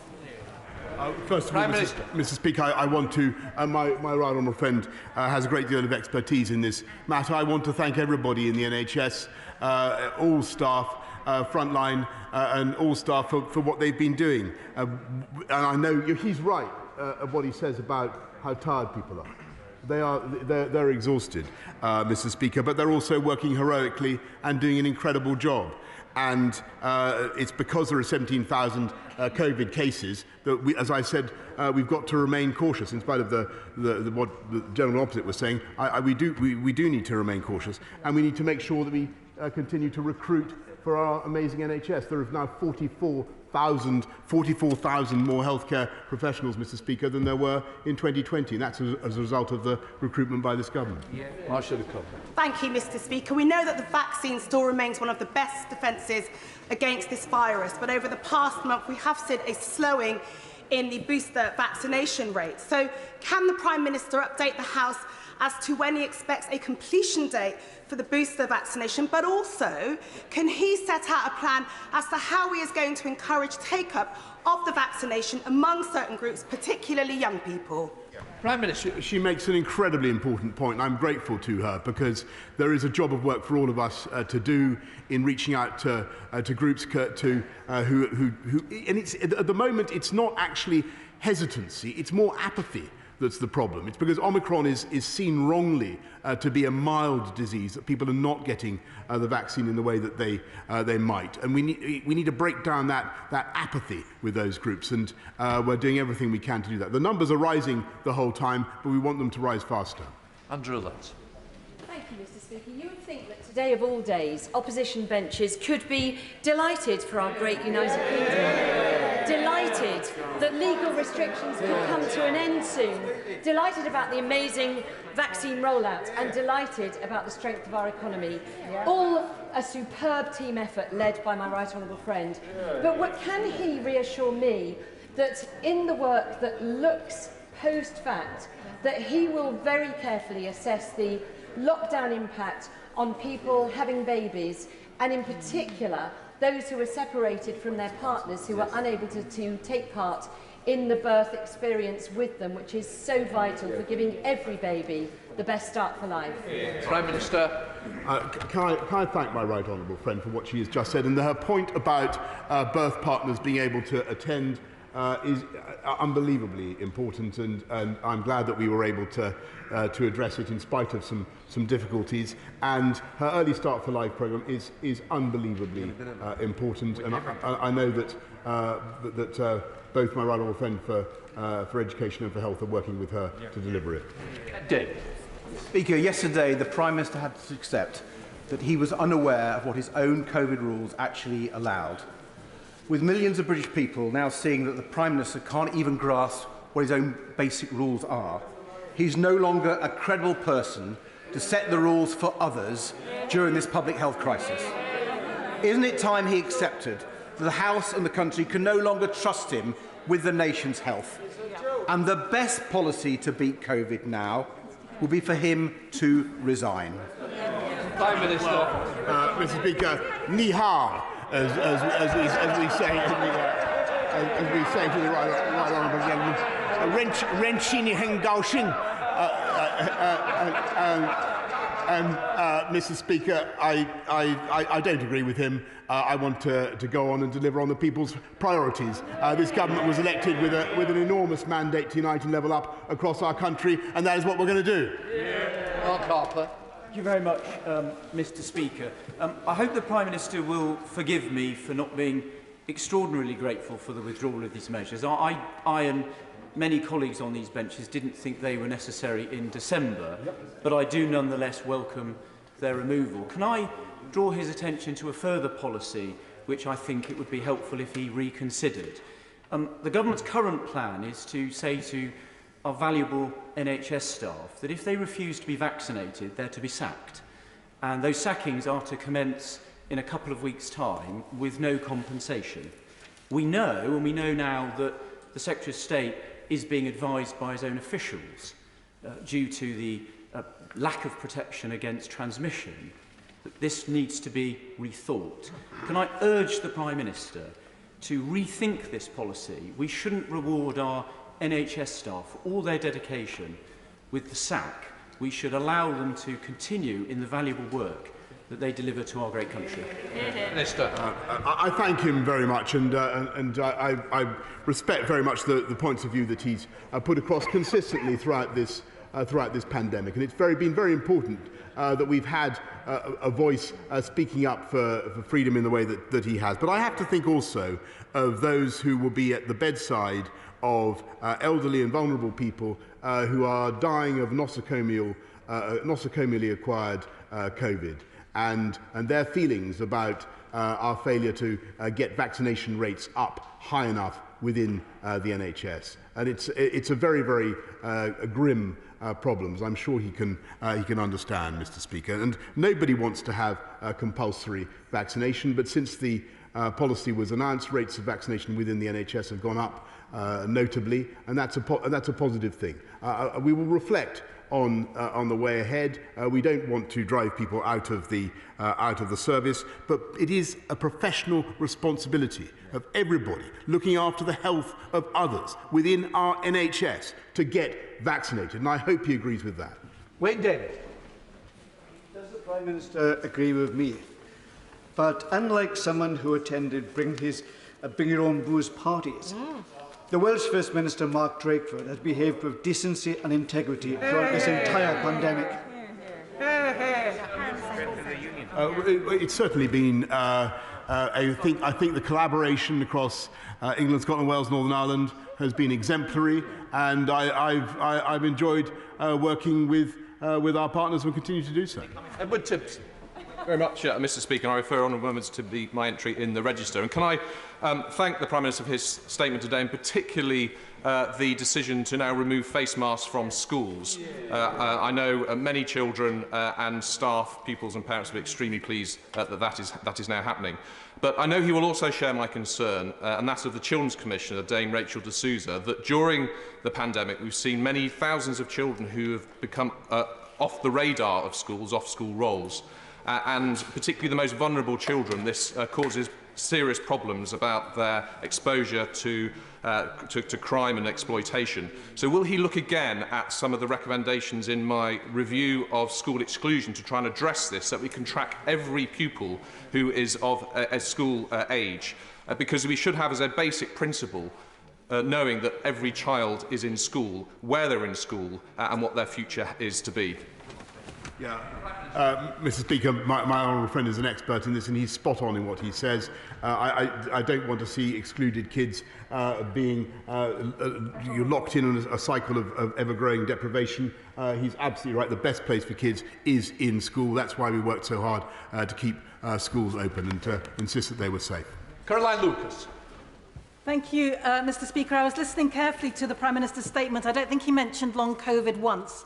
Yet, according to the ONS, over 1 million people are living with this debilitating condition. Yesterday, the all-party group on coronavirus heard heartbreaking testimony from frontline NHS workers who are living with long COVID and many of whom cannot return to work because of this condition. Will he now commit to formally recognising long COVID as an occupational disease and launch a compensation scheme for frontline workers who are left unable to work after catching COVID whilst on the front line of our pandemic response? Prime Minister. I thank, and I really understand the concerns of people with long COVID. Everybody knows people who've had an experience with COVID that has gone on far longer than many others, and who've had a genuinely debilitating time. And we are looking at it. The research continues, and we will do whatever we can to support people with long COVID. But there's a deal of work still to be done. Let's have the most exciting man, Sir Desmond Swain. Thank you. Can I welcome wholeheartedly the announcements that have been made today? And I would ask the Prime Minister to review again the need to sack domiciliary workers and NHS workers, and to examine that evidence that suggests that they pose a risk to their statements, when our belief is that they won't any more than unvaccinated. Prime Minister. I thank him very much, but I think the evidence is clear that healthcare professionals should get vaccinated. Jim Bergen. Thank you, Mr. Speaker.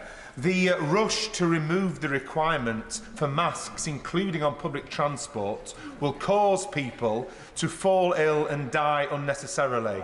Isn't this all about saving the Prime Minister's political skin, not about protecting public health? What a moral failure, and what a bad way to go. Minister. Well, Mr. Speaker, I notice that he's at variance with his front bench on that point, not for the first time. I don't think he's right. I think we should trust to the judgment of the British people, and that's what we're going to do. Mr. Mac. Thank you, Mr. Speaker. I too want to welcome today's statement and the review of the Plan B measures. And like colleagues here on this side of the House, I too want to question on behalf of the 100,000 NHS workers the mandatory vaccination, given the Chief Medical Officer told MPs that vaccinations had a minimal impact on transmission. Isn't it the case now there is no reason at all for mandatory vaccinations for care workers and NHS staff? Over the last 2 years, these people have worked tirelessly on the front line, and we have clapped these key workers. Can the Prime Minister now make sure that he doesn't sack them? It is utterly unjustifiable. Prime Minister. I understand her point, but I must say that the NHS fully supports the policy because of out of considerations for patient safety. And I would just repeat what I've said to several members. I really think it's the duty of healthcare professionals to get vaccinated. Adam Keza.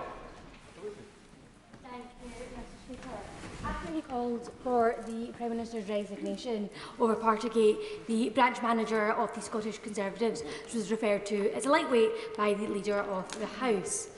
I simply ask, how does the Prime Minister think he can maintain his position and continue to issue rules and advice on COVID when he can't follow the rules himself? At some point you do. Mr. Speaker, I don't agree with her with the greatest respect, and she will have to wait to see whenever the inquiry concludes. But Mr. Speaker, I think that the work on rules and guidance, which we've done together with our friends and partners in the Scottish administration, has been exemplary, and it's helped this whole country to come out of COVID faster than any other European country. Siobhan Bailey. Thank you, Mr. Speaker. I welcome my right honourable friend's statement today, particularly about masks, and I hope they never ever return in our schools. But sadly, it felt to many of us that were concerned about the Plan B measures that there was no learning from the last 2 years, and we've had the impact on businesses, including my beloved wedding sector, has been quite serious, with fears about the next winter already affecting bookings. Will my right honourable friend confirm that we're learning from facts and not just models to give confidence that our response to the next variant, because it will come, will be assessed accordingly? Yes, Mr. Speaker, and if she wants to look at other European countries, I share her enthusiasm for the weddings industry and business. It's a fantastically important business, a massive employer in our country. But other European countries, I hesitate to make this point again, Mr. Speaker, have been in a far worse state when it comes to the closures and the restrictions they've been forced to impose. I'm thrilled that we've been able to open up in the way that we have and get people married in the style and pomp that they want. Murray Rimmer. Thank you, Mr. Speaker. Mr. Speaker, Prime Minister, there is a group of vulnerable people who are not able to receive the booster. They've inquired through the CCGs, the doctors, NHS England. There is a blockage in the system. They've had 3 injections, but the 3rd one doesn't count as a booster. And they were told they'd get the 4th, but they cannot access it. Please intervene and get people talking to unblock this. Prime Minister. I thank her very much, and we're working fast to unblock it so that the people get the 4th jab as fast as possible. David Johnston. Thank you, Mr. Speaker. Can I warmly welcome my right honourable friend's statement today? Can I ask him if he will not just remove the work from home guidance, but actively encourage people to return to the office? Because it's not just good for the economy, it's particularly important for younger workers who can't get the skills, experience and networks they need by working from home. Prime Minister. Yes. Well, Mr. Speaker, I do agree with that, and I think that actually across Whitehall we need to show a lead and make sure that we get back to work, everybody gets back to work. It is safe to do so, provided everybody exercises the due caution that I've set out today. But I entirely agree with my honourable friend. Mick Whittle. Thank you, Mr. Speaker. We are mercifully in a much better position today than we were this time a year ago, and that's thanks to the heroic efforts of the NHS in rollout vaccinations. But just 9% of people living in Africa have been vaccinated against COVID-19 to date. Does the Prime Minister agree with me that the UK is failing to honour its humanitarian obligations to the poorest countries in the world, and will he commit his government to supporting a waiver of intellectual property rights on COVID-19 vaccines? Prime Minister. I agree with him, Mr. Speaker, about the importance of vaccinating the world. No one's safe till everybody's safe. That is clear. And we must get more vaccines to Africa in particular. I've talked to to colleagues in African governments, African leaders, about what we can do to have more fill and finish in Africa, what we can do to encourage Africa's own supply of vaccination. That's the best long-term answer. But what we need to do in the meantime is donate our vaccines, which is what we're doing. The UK is donating 100 million, as I told the House earlier, by June, but also to continue the rollout of the AstraZeneca jab, which, don't forget, has basically been underwritten by the British state in the sense that it is delivered at cost, thanks to the deal that we did. And that's in addition to the £548 million that we've given to COVAX and the investment in Gavi as well. So the UK, I think, has a proud record on vaccinating the world, but there is clearly much, much more that the world needs to do, and I agree with him about that. Right. Welcome for the return to Plan A from me, Mr. Speaker. I hope it is irreversible this time. Now, the Prime Minister knows our young people have missed out on so much, and now they face punishment for doing the right thing when it comes to travel, especially our teenagers. They cannot prove, Prime Minister, that they've had 2 jabs on the NHS app if they're under 16 because they can't access it. Even if they can access a sort of cumbersome process involving a letter from the NHS, those with 1 jab and a recent infection, they cannot prove that at all. That effectively grounds them. Now, Prime Minister, half-term is coming. Family memories are now and not at some point in the future. Please, can we urgently, with the Health Secretary sitting next to him, find a way that teenagers are treated with fairness and parity with their parents on these important issues so they can get on with their lives with their families? Minister. Yeah, my honourable friend makes an extremely important point about young people and vaccination. I do think that people need to appreciate the value of vaccination for ease of travel, particularly boosters, but it should be as simple as possible for young people. I totally agree with him about that, and I know that my right honourable friend will make a statement in the next few days about what we propose to do. Ely. Thank you, Mr. Speaker. I want to quote the words of my constituent Stephen Booth, who says, "I wish to add my name to the angry voices regarding the conduct of politicians who broke the rules during lockdown, but especially that of the Prime Minister, who demanded we follow the rules, which we did to the letter, whilst completely disregarding the rules themselves. This is one scandal too many." Mr. Booth and other constituents will now have no confidence in the rules or the public health messaging from this Prime Minister, and that is a serious failing. What is the Prime Minister's response to my constituents? Prime Minister. Well, I'm very grateful to your constituent for his point of view, but I think and I understand where he's coming from, but if you look at the evidence, the UK population has been amazing in the way that we have followed the guidance, followed the rules, and the results are there to be seen in what I've been able to announce today. Ruth Edwards. Thank you, Mr. Speaker, and can I warmly welcome the lifting of the restrictions and congratulate everyone involved in the booster vaccine rollout. Mental health services in Rushcliffe have seen a huge spike in demand following the pandemic. Can my right honourable friend reassure me that mental health services will have their share of the billions of pounds of catch-up funding which this Conservative government has awarded to the NHS and which the party opposite voted against? I thank my honourable friend, and she is totally right. I believe the #1 priority now for the British people is not just to keep our economy moving forwards in the way that we are, but to make sure that we clear those COVID backlogs. And you can't do it, Mr. Speaker, without the steps that the government has taken. I thought it was amazing that the party opposite voted against them. Stephen Flynn. Thank you, Mr. Speaker. Can I have confirmation from the Prime Minister? Is he getting rid of the COVID rules simply because he doesn't understand them? Prime Minister.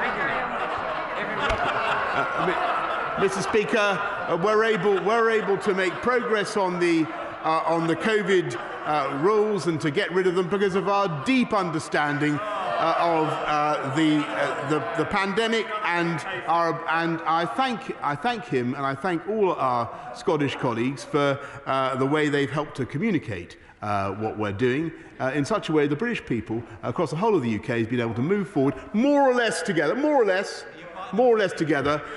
so that the differences between us are far, far smaller than the similarities, and I'm very proud of that. Mr. Edward Lee. Only this morning I received an email on behalf of deaf pupils who have been so disadvantaged by forced mask wearing in schools. But for this Prime Minister, we would have had far more severe lockdowns and restrictions. So may I say to him, please, Prime Minister, remain true to your instincts. Please sweep away all these remaining controls like isolation, which are crippling the NHS. And may I say to him, lastly, to paraphrase Leo Amery, for God's sake, keep going. Thank you. Well, that's right. That's right. I haven't sat here quite long enough or indeed nothing like long enough in my view. But Mr. Speaker, yes, I think he's quite right about schools, and it is incredible. It is very, very important to keep them going. But also, I think that masks do erode our ability to educate properly, to learn properly, and I'm glad that they're going. Emma Lilbert. Thank you very much, Mr. Speaker. Today, the Department for Health and Social Care, the Royal College of Nursing and others have rightly raised concerns regarding what they refer to as the rationality, proportionality and recklessness of mandatory vaccination for NHS staff. With approximately 100,000 vacancies already, does the Prime Minister think that come April, sacking over 70,000 NHS staff will increase or decrease the pressures on our NHS? Prime Minister. I hear her point, and many other colleagues have made this point today. And I'm glad that the numbers are going up. But actually, her front bench doesn't agree with her. They do agree with the policy that we've, as far as I understand their position. I just repeat, I do think it is the duty of healthcare professionals to get vaccinated. Miriam Cates. Thank you, Mr. Speaker. I am absolutely delighted with my right honourable friend's announcement that children will no longer be required to wear masks in schools. And it's a welcome and evidence-based return to prioritising the interests of our children, who have suffered greatly during the pandemic.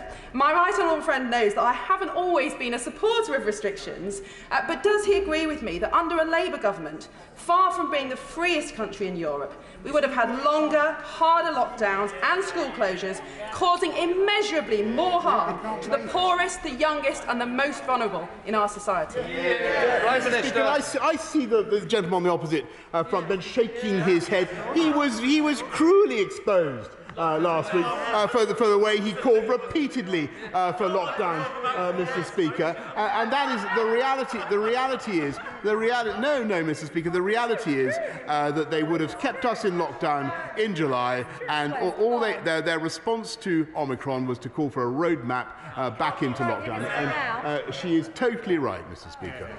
Calvin Mahmood. Thank you, Mr. Speaker. In Birmingham, we'll be trying to tackle areas of low vaccine take-up, and it's been difficult to do that. When we go to people now, they are saying if these rules aren't good enough for the Prime Minister, if they're not good enough for Downing Street, and this Prime Minister couldn't tell the truth if his life depended on it, what would I say now to my constituents now to ensure that to have that take-up of vaccine? Prime Minister. Mr. Speaker, I should vote Conservative, obviously, but get boosted now, is what I would say. Jenkinson. Thank you, Mr. Speaker. Can I thank my right honourable friend for standing firm immediately before Christmas in the face of much pressure from the opposition for further restrictions and to effectively cancel Christmas. It's due to his instincts that we're the freest country in the Western world, and we're the one leading the way in showing the rest of the world how to live with COVID. Throughout the pandemic, we've had masks in schools in Cumbria, even when the guidance did not recommend them, to no effect on case rates when kids started mixing again. And in fact, as proven by the Leader of the Opposition, who has been struck down by COVID a number of times, despite allegedly wearing his mask. Can my right honourable friend confirm to me that the guidance will go further than not just requiring, but will remove masks, the option for masks in schools completely? Minister. Mr. Speaker, I thank my honourable friend, who is a fantastic campaigner for Workington and for liberty, Mr. Speaker, and he's absolutely right about what he says about masks in education. I'm delighted they're going, and we will make sure. I think we need to work together to ensure that we have a way of living with COVID that ensures they never ever come back. Neil Hanby. Thank you, Mr. Speaker. Early in the pandemic, the government banged the fist on the table and demanded that the UK diagnostic sector respond to the challenge ahead. The industry responded, and their reward was to be ignored and sidelined, because contracts there came none. 2 weeks ago, the UK diagnostics industry looked on in disbelief as the PM bragged about government support for manufacturing for lateral flow devices. Yesterday, the Secretary of State bragged about buying UK-manufactured lateral flow devices. I could ask the Prime Minister how many UK-manufactured lateral flow devices his government have purchased, but I don't need to, because the answer is none. Why is the Prime Minister trying to hide his government's undermining of the UK domestic diagnostic sector? Well, Mr. Speaker, the honourable gentleman is completely wrong, and he should go to Nottingham, where he'll find a factory called Shorescreen, which makes lateral flow kits, and we have bought millions and millions of them, Mr. Speaker. Yeah. Philip Hollowell. Can I warmly welcome the Prime Minister's lifting of the COVID restrictions? At the present time, 70% of those in Kettering General Hospital with COVID are unvaccinated, and the vast majority of those could have had the vaccine but made the wrong choice in not doing so. Can I urge the Prime Minister, when the daily hospitalisation cases are published, to emphasise the fact that the vast majority are unvaccinated as an incentive to get those more boosters done? Prime Minister. Yes, Mr. Speaker, I thank him. He's spot on. He's absolutely right in what he says. And I've tried to draw repeated attention, Mr. Speaker, in what I've been saying, to the sad fact that 90% of people in ICU have had no booster, Mr. Speaker, and I think 66% of people have had are unvaccinated at all. Omicron is not a mild disease for everyone, and it can be particularly nasty if you're not vaccinated. Graham Morris.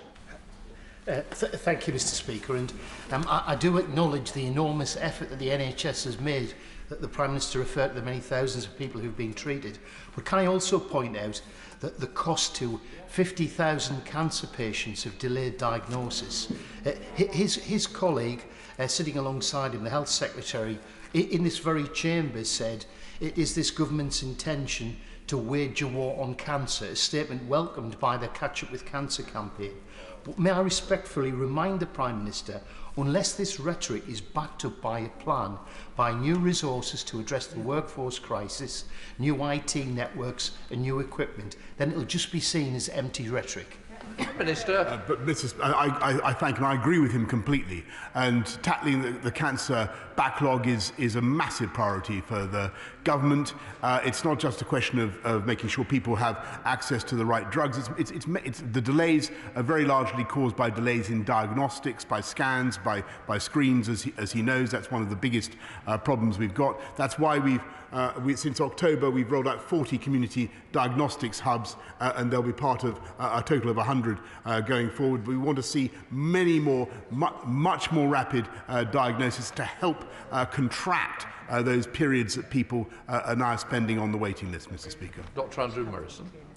Thank you, Mr. Speaker. I draw attention to my entry in the register. The Prime Minister made the right call on restrictions before Christmas, and he's made the right call today, except in one respect, and that is the compulsory vaccination of NHS workers. Given that leaked advice to ministers has said that that is neither rational nor proportionate, given what we now know about Omicron and its behaviour, will he think again before redundancy letters start going out as from the 3rd of February? Prime Minister. Yes, Mr. Speaker, the argument has been well made by colleagues across the House today. I just remind my right honourable friend, this is something that is supported by the NHS themselves for patient safety. It's a very difficult point when it comes to patients who have contracted fatal nosocomial COVID, nosocomially acquired COVID. People do want their medical staff to be vaccinated. I would just repeat what I've said throughout the afternoon. I do think it's the responsibility of all healthcare professionals to be vaccinated, and I hope that's a view that he shares as well. Janet Day. Thank you, Mr. Speaker. Parents and carers are concerned about their child's safety and protection from the virus. Ventilators are proven to work to reduce the spread of the virus, and I'm aware that the government has provided a fraction of ventilators to schools. But can the Prime Minister confirm and say when ventilators will be provided in schools up and down our country, all schools up and down our country? Yes, Prime Minister. I thank her very much. Yes, from memory, Mr. Speaker, we've supplied 350,000 CO2 detectors, and we're also supplying, I think we're supplying 7,000 ventilators, Mr. Speaker. I realise that doesn't cover every school in the country, but on the other hand, not every school in the country does have a severe problem with it, and many schools are dealing with it, in my experience, with a great deal of practicality and common sense. Stephen Metcalfe. Thank you, Madam Deputy Speaker. And can I too welcome the Prime Minister's statement? Can he reassure my vulnerable constituents that the move and the general government approach to COVID is based on the trends in data, and that despite some still very high case rates, the risk of serious disease faced by a double-vaxxed and boosted individual is very low, and that they should continue to live their lives to the full along with the rest of us? Prime Minister. Yes, yes, Mr. Speaker. I think my honourable friend is completely right, and I think that COVID has caused a great deal of apprehension across the country, particularly amongst vulnerable people, in my experience. And it is important, as we go forward and we recover our freedoms, that they in particular regain the confidence to live their lives to the full, as we would all want. Hilary Benn. Thank you very much indeed, Madam Deputy Speaker. Following the Department of Health's discussions with the Information Commissioner, is the Prime Minister satisfied that NHS employers will have access to all the information they require in order to ensure that all of their staff have indeed been vaccinated? Prime Minister. Yes. The right honourable gentleman makes an extremely important point. The data I have at the moment is that it's up to 94.7%, I believe, of NHS staff who have been vaccinated. That's a great improvement, but we've got to make sure that we cull all the data as fast as possible, and we work with all the NHS trusts to get that data as fast as possible. I think one of the big things we've learnt in this pandemic is that data needs to be much more accessible, faster to the Department of Health. Yeah. Alberto Costa. Thank you, Madam Deputy Speaker. Had we listened to the opposition, it would have had a catastrophic effect prior to Christmas with the restrictions that the shadow member was asking for. Thank goodness we have this Prime Minister that's done the right thing. Can I quickly ask the Prime Minister about the Fielding Palmer Hospital in Lutterworth? Can I ask him if he can help me arrange an urgent meeting with his colleague, the Secretary of State for Health, to discuss the important future of that hospital, which has been used as a COVID vaccination centre? You bet, Madam Deputy Speaker. Thank you. Ronnie Cowan. Deputy Speaker. Prime Minister, when you read out the line, the government will no longer mandate the wearing of face masks, a number of your backbenchers took off their masks and waved them round their heads. Will the Prime Minister acknowledge, without a hint of irony, that we have a deadly virus still at work in our communities, and it falls upon us all to behave in a manner that encourages people to act in a responsible manner, to be responsible within our own communities? Prime Minister. I thank him very much, and I really direct him back to exactly what I said in my earlier remarks, which I'm sure he was listening to. Yeah. Derek Thomas. Thank you, Madam Deputy Speaker. I thank our honourable friend for his statement, which is very, very welcome. And I thank him also for referring to the investment and care taken with vaccine-hesitant groups. And sadly, these groups do exist within the NHS, and the Prime Minister is absolutely right to stress the need for healthcare workers to get the vaccine.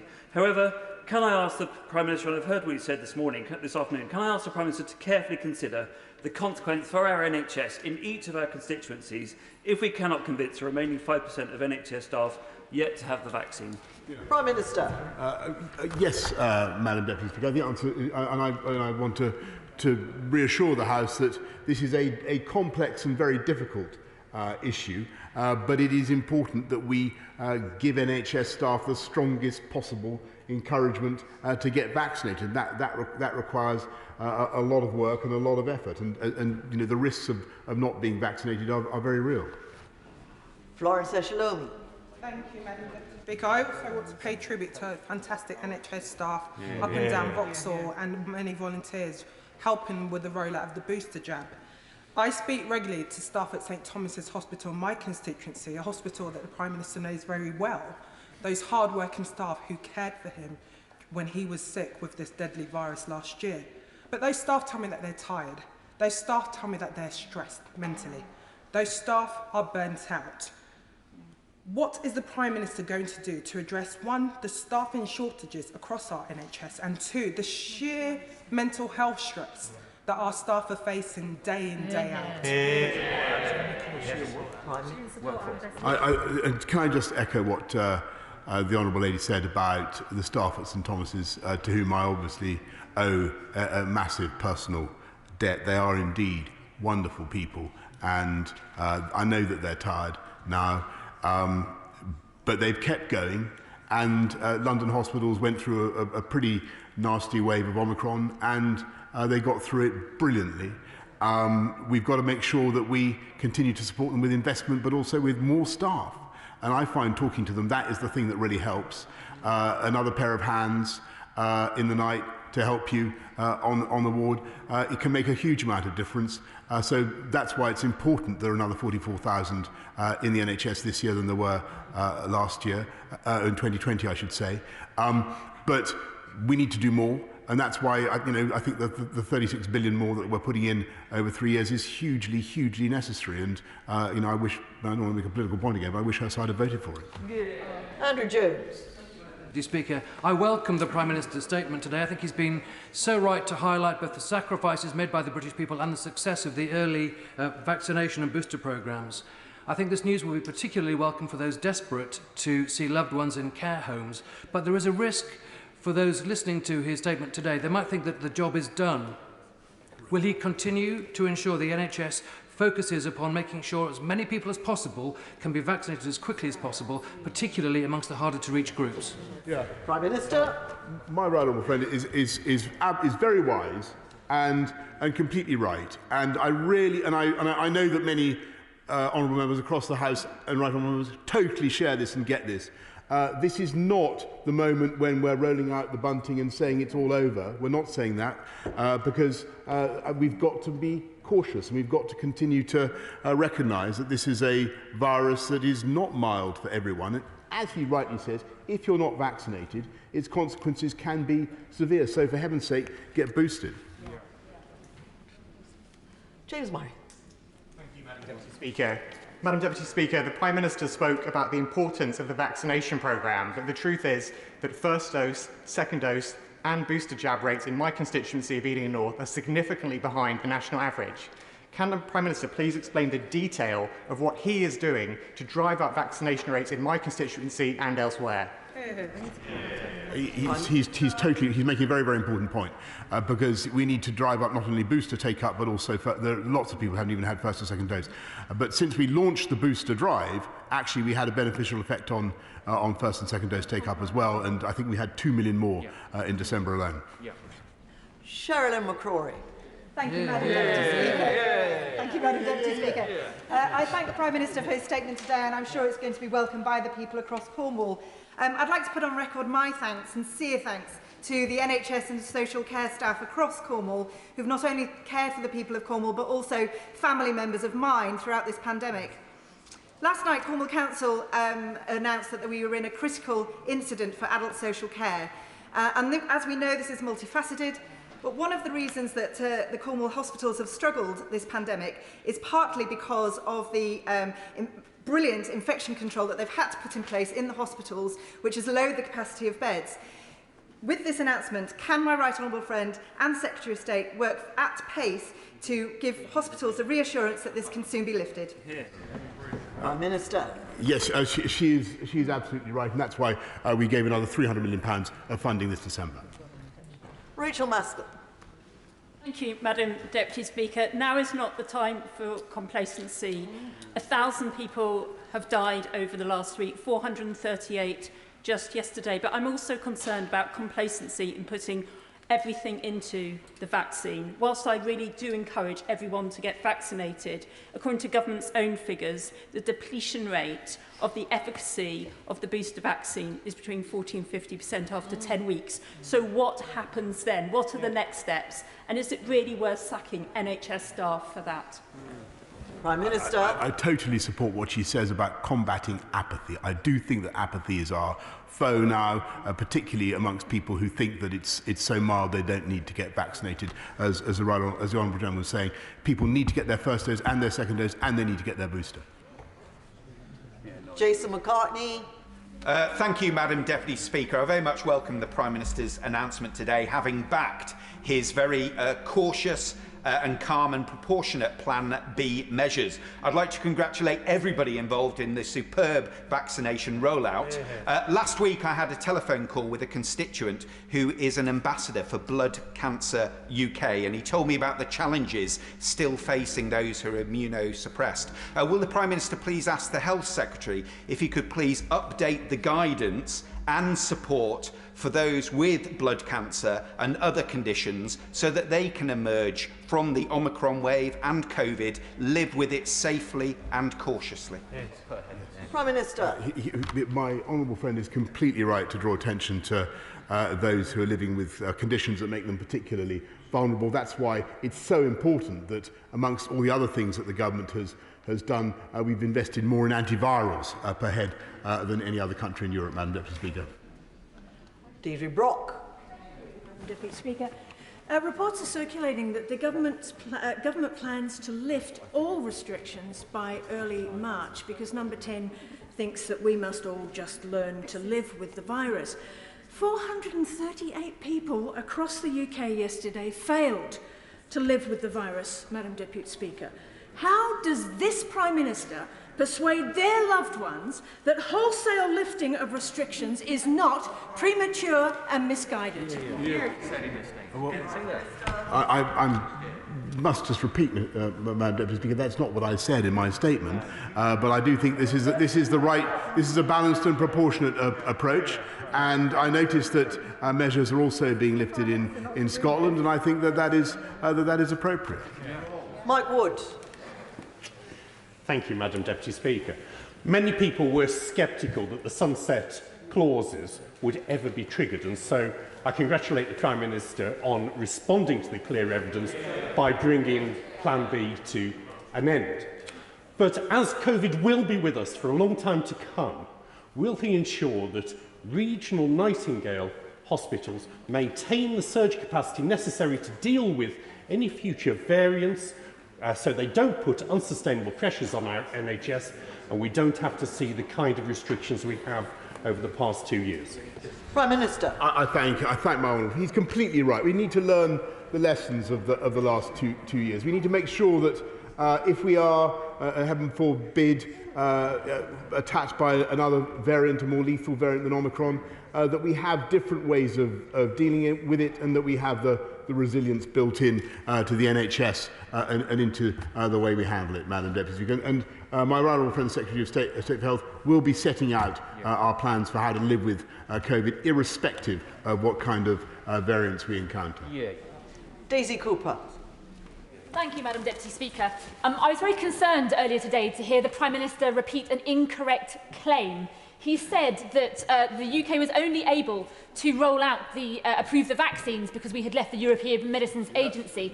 That claim has been roundly debunked repeatedly, including by full facts in December 2020. So could I ask the Prime Minister whether he was aware that that claim was incorrect, or is it just that in the course of the last year nobody has told him? Prime Minister. Madam, it's not incorrect.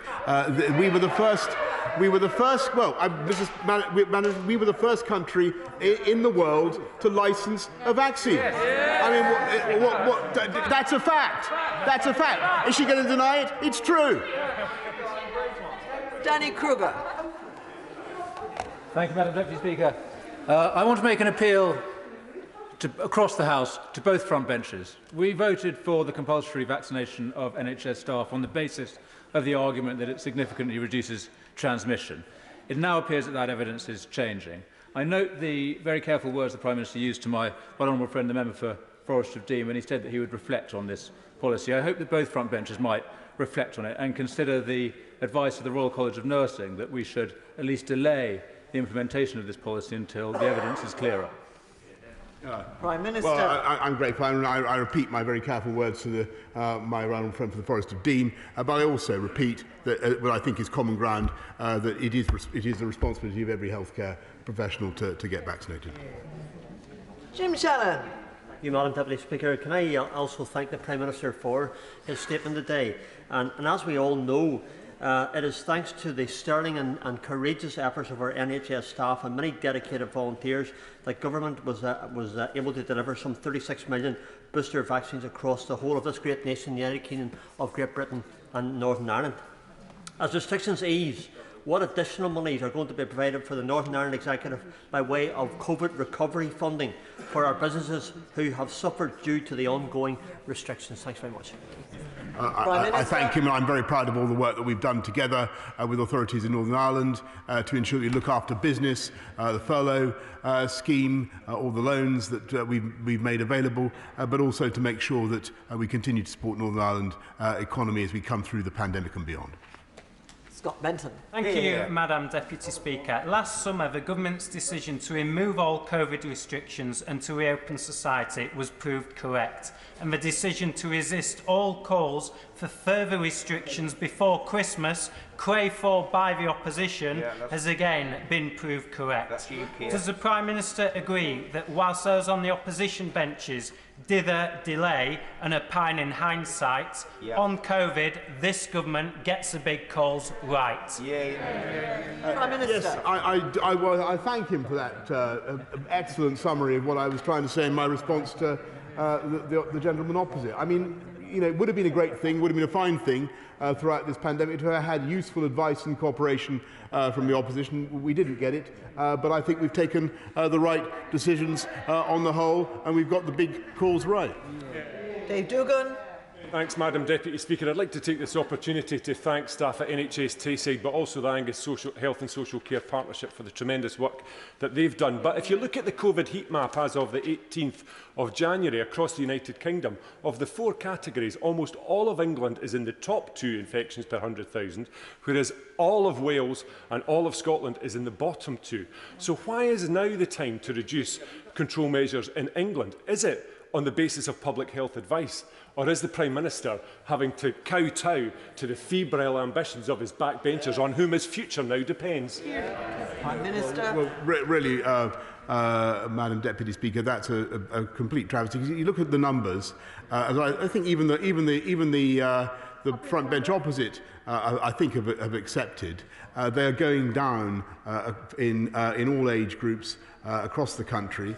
And what's so interesting is that hospitalisations have not only stabilised but started to come down. That's always been that's been the most important thing for me, and that's why this is a sensible and proportionate step to take. But I've got to remind everybody that, and I remind him that it's still important to be cautious, and I'm sure he will be.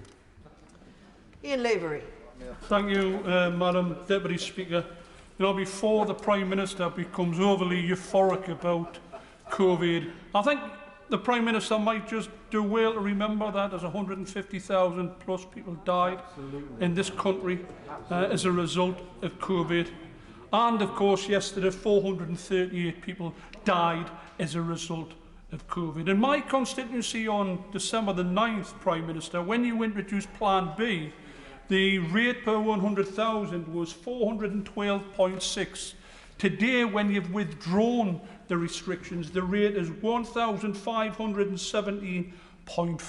It's astronomical. What reassurances can you give to my constituents that your withdrawals are safe and they haven't been made in the best interests of your political issues which face you at this moment? Prime Minister. Actually, Madam Deputy, he's asking an excellent question, and the difference between when Plan B came in and today is the sheer level, Madam Deputy Speaker, of vaccination in this country, and including in his constituency. And that, combined with the direction of travel of the the figures, as I said to the gentleman opposite, that's what gives us the confidence to take the steps that we're taking now. Carol Monaghan. Thank you, Madam Deputy Speaker. It's disappointing that the Prime Minister's statement did not include measures to recover the £4.3 billion fraudulently claimed through coronavirus support schemes. But with the £20 a week cut in universal credit, inflation at over 5% and energy prices going through the roof, ordinary families are not experiencing coronavirus recovery in the same boozy way as the Prime Minister. So, will the Prime Minister now commit to supporting these families to the tune of £4.3 billion in the same way as criminals have been supported? Prime Minister. We continue to support people throughout the pandemic, and I think that we can be very proud of the speed with which we not only did the vaccine rollout, but with which we secured 17 billion items of PPE for the use of people across this country. And finally, Kirsten Oswald. Thank you, Madam Deputy Speaker. And Prime Minister, it is good to see some positive signs on COVID. But throughout the pandemic, it's been clear that we need to remain cautious and accept that COVID may well have some surprises up its sleeve for us. But that's not really the approach that's been set out in this conveniently timed statement today. And the Prime Minister's changeable and increasingly distant relationship with the rules that he himself set undermines public health messaging and future compliance. Does he really not recognise how damaging that is? Prime Minister. Madam Deputy Speaker, I think that she's right in what she says about the risks that we still run. I think that they are diminishing, but we still need to be cautious. And she's right that there can still be even if this is the final reel, there can be a twist in the final reel, and we'll have to deal with it then. But what I can tell her is I think that the government has been able, to a quite amazing extent, working with healthcare professionals up and down the country to deliver, directly on her point, to deliver a vaccine rollout that has commanded the confidence of the British people in a way that I've never seen anything like it, and there are countries around the world that have never seen anything like it. And do you know what, Madam Deputy, it was done not by, as I said, it was done not by compulsion. We've got the numbers up to their absolutely stratospheric levels. More than 90% of people over 60, Madam Deputy Speaker. Huge numbers of people still coming forward to be vaccinated entirely voluntarily, because in spite of all the noise and all the hubbub and all the politicking, they are listening to the messages and they're understanding it. And I owe them my deepest thanks. Thank you. Thank the Prime Minister. I will pause to allow members to leave the chamber, which I hope they will do so quietly and quickly, as we now come to the personal statement by Daniel Kaczynski. Thank you, Madam Deputy Speaker. Madam Deputy Speaker, last week the Committee on Standards published a report on my conduct following a complaint from Sir Stephen Irwin, the chair of the independent expert panel, that I had not abided by a determination of the IEP, that I apologise unequivocally to the House for my behaviour in bullying members of House of Commons staff. I sincerely apologise for my conduct, which led to this investigation. I acknowledge that in speaking to journalists and the radio, I undermined the sincerity of the apology I gave to the House on the 14th of June 2021. I am sorry that my conduct will have had a further harmful effect on the complainants and that it may have diminished public confidence in the process.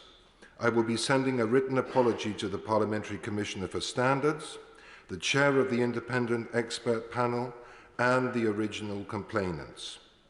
I am conscious that my conduct may have merited suspension from the service of the House for a longer period and appreciate the committee's consideration of the difficulties that I was experiencing in my personal life at the time and the mental health issues I explained to them. I accept that speaking out in the way I did to the media had a detrimental effect on the House's conduct policy by undermining the integrity of the complaints process, and I deeply regret my actions. I am committed to learn from the mistakes I have made and to work on my personal development, especially in my communication with others in every interaction that I have. I hope others will learn from my experience, and I would be happy to share what I have learned with others. The House has rightly worked hard to change its culture so that everyone who comes onto the estate or has any dealings with Parliament feels safe from bullying or harassment. I want to do everything I can to assist in that, and I regret that my actions fell short. Thank you, Madam Deputy Speaker. Thank you.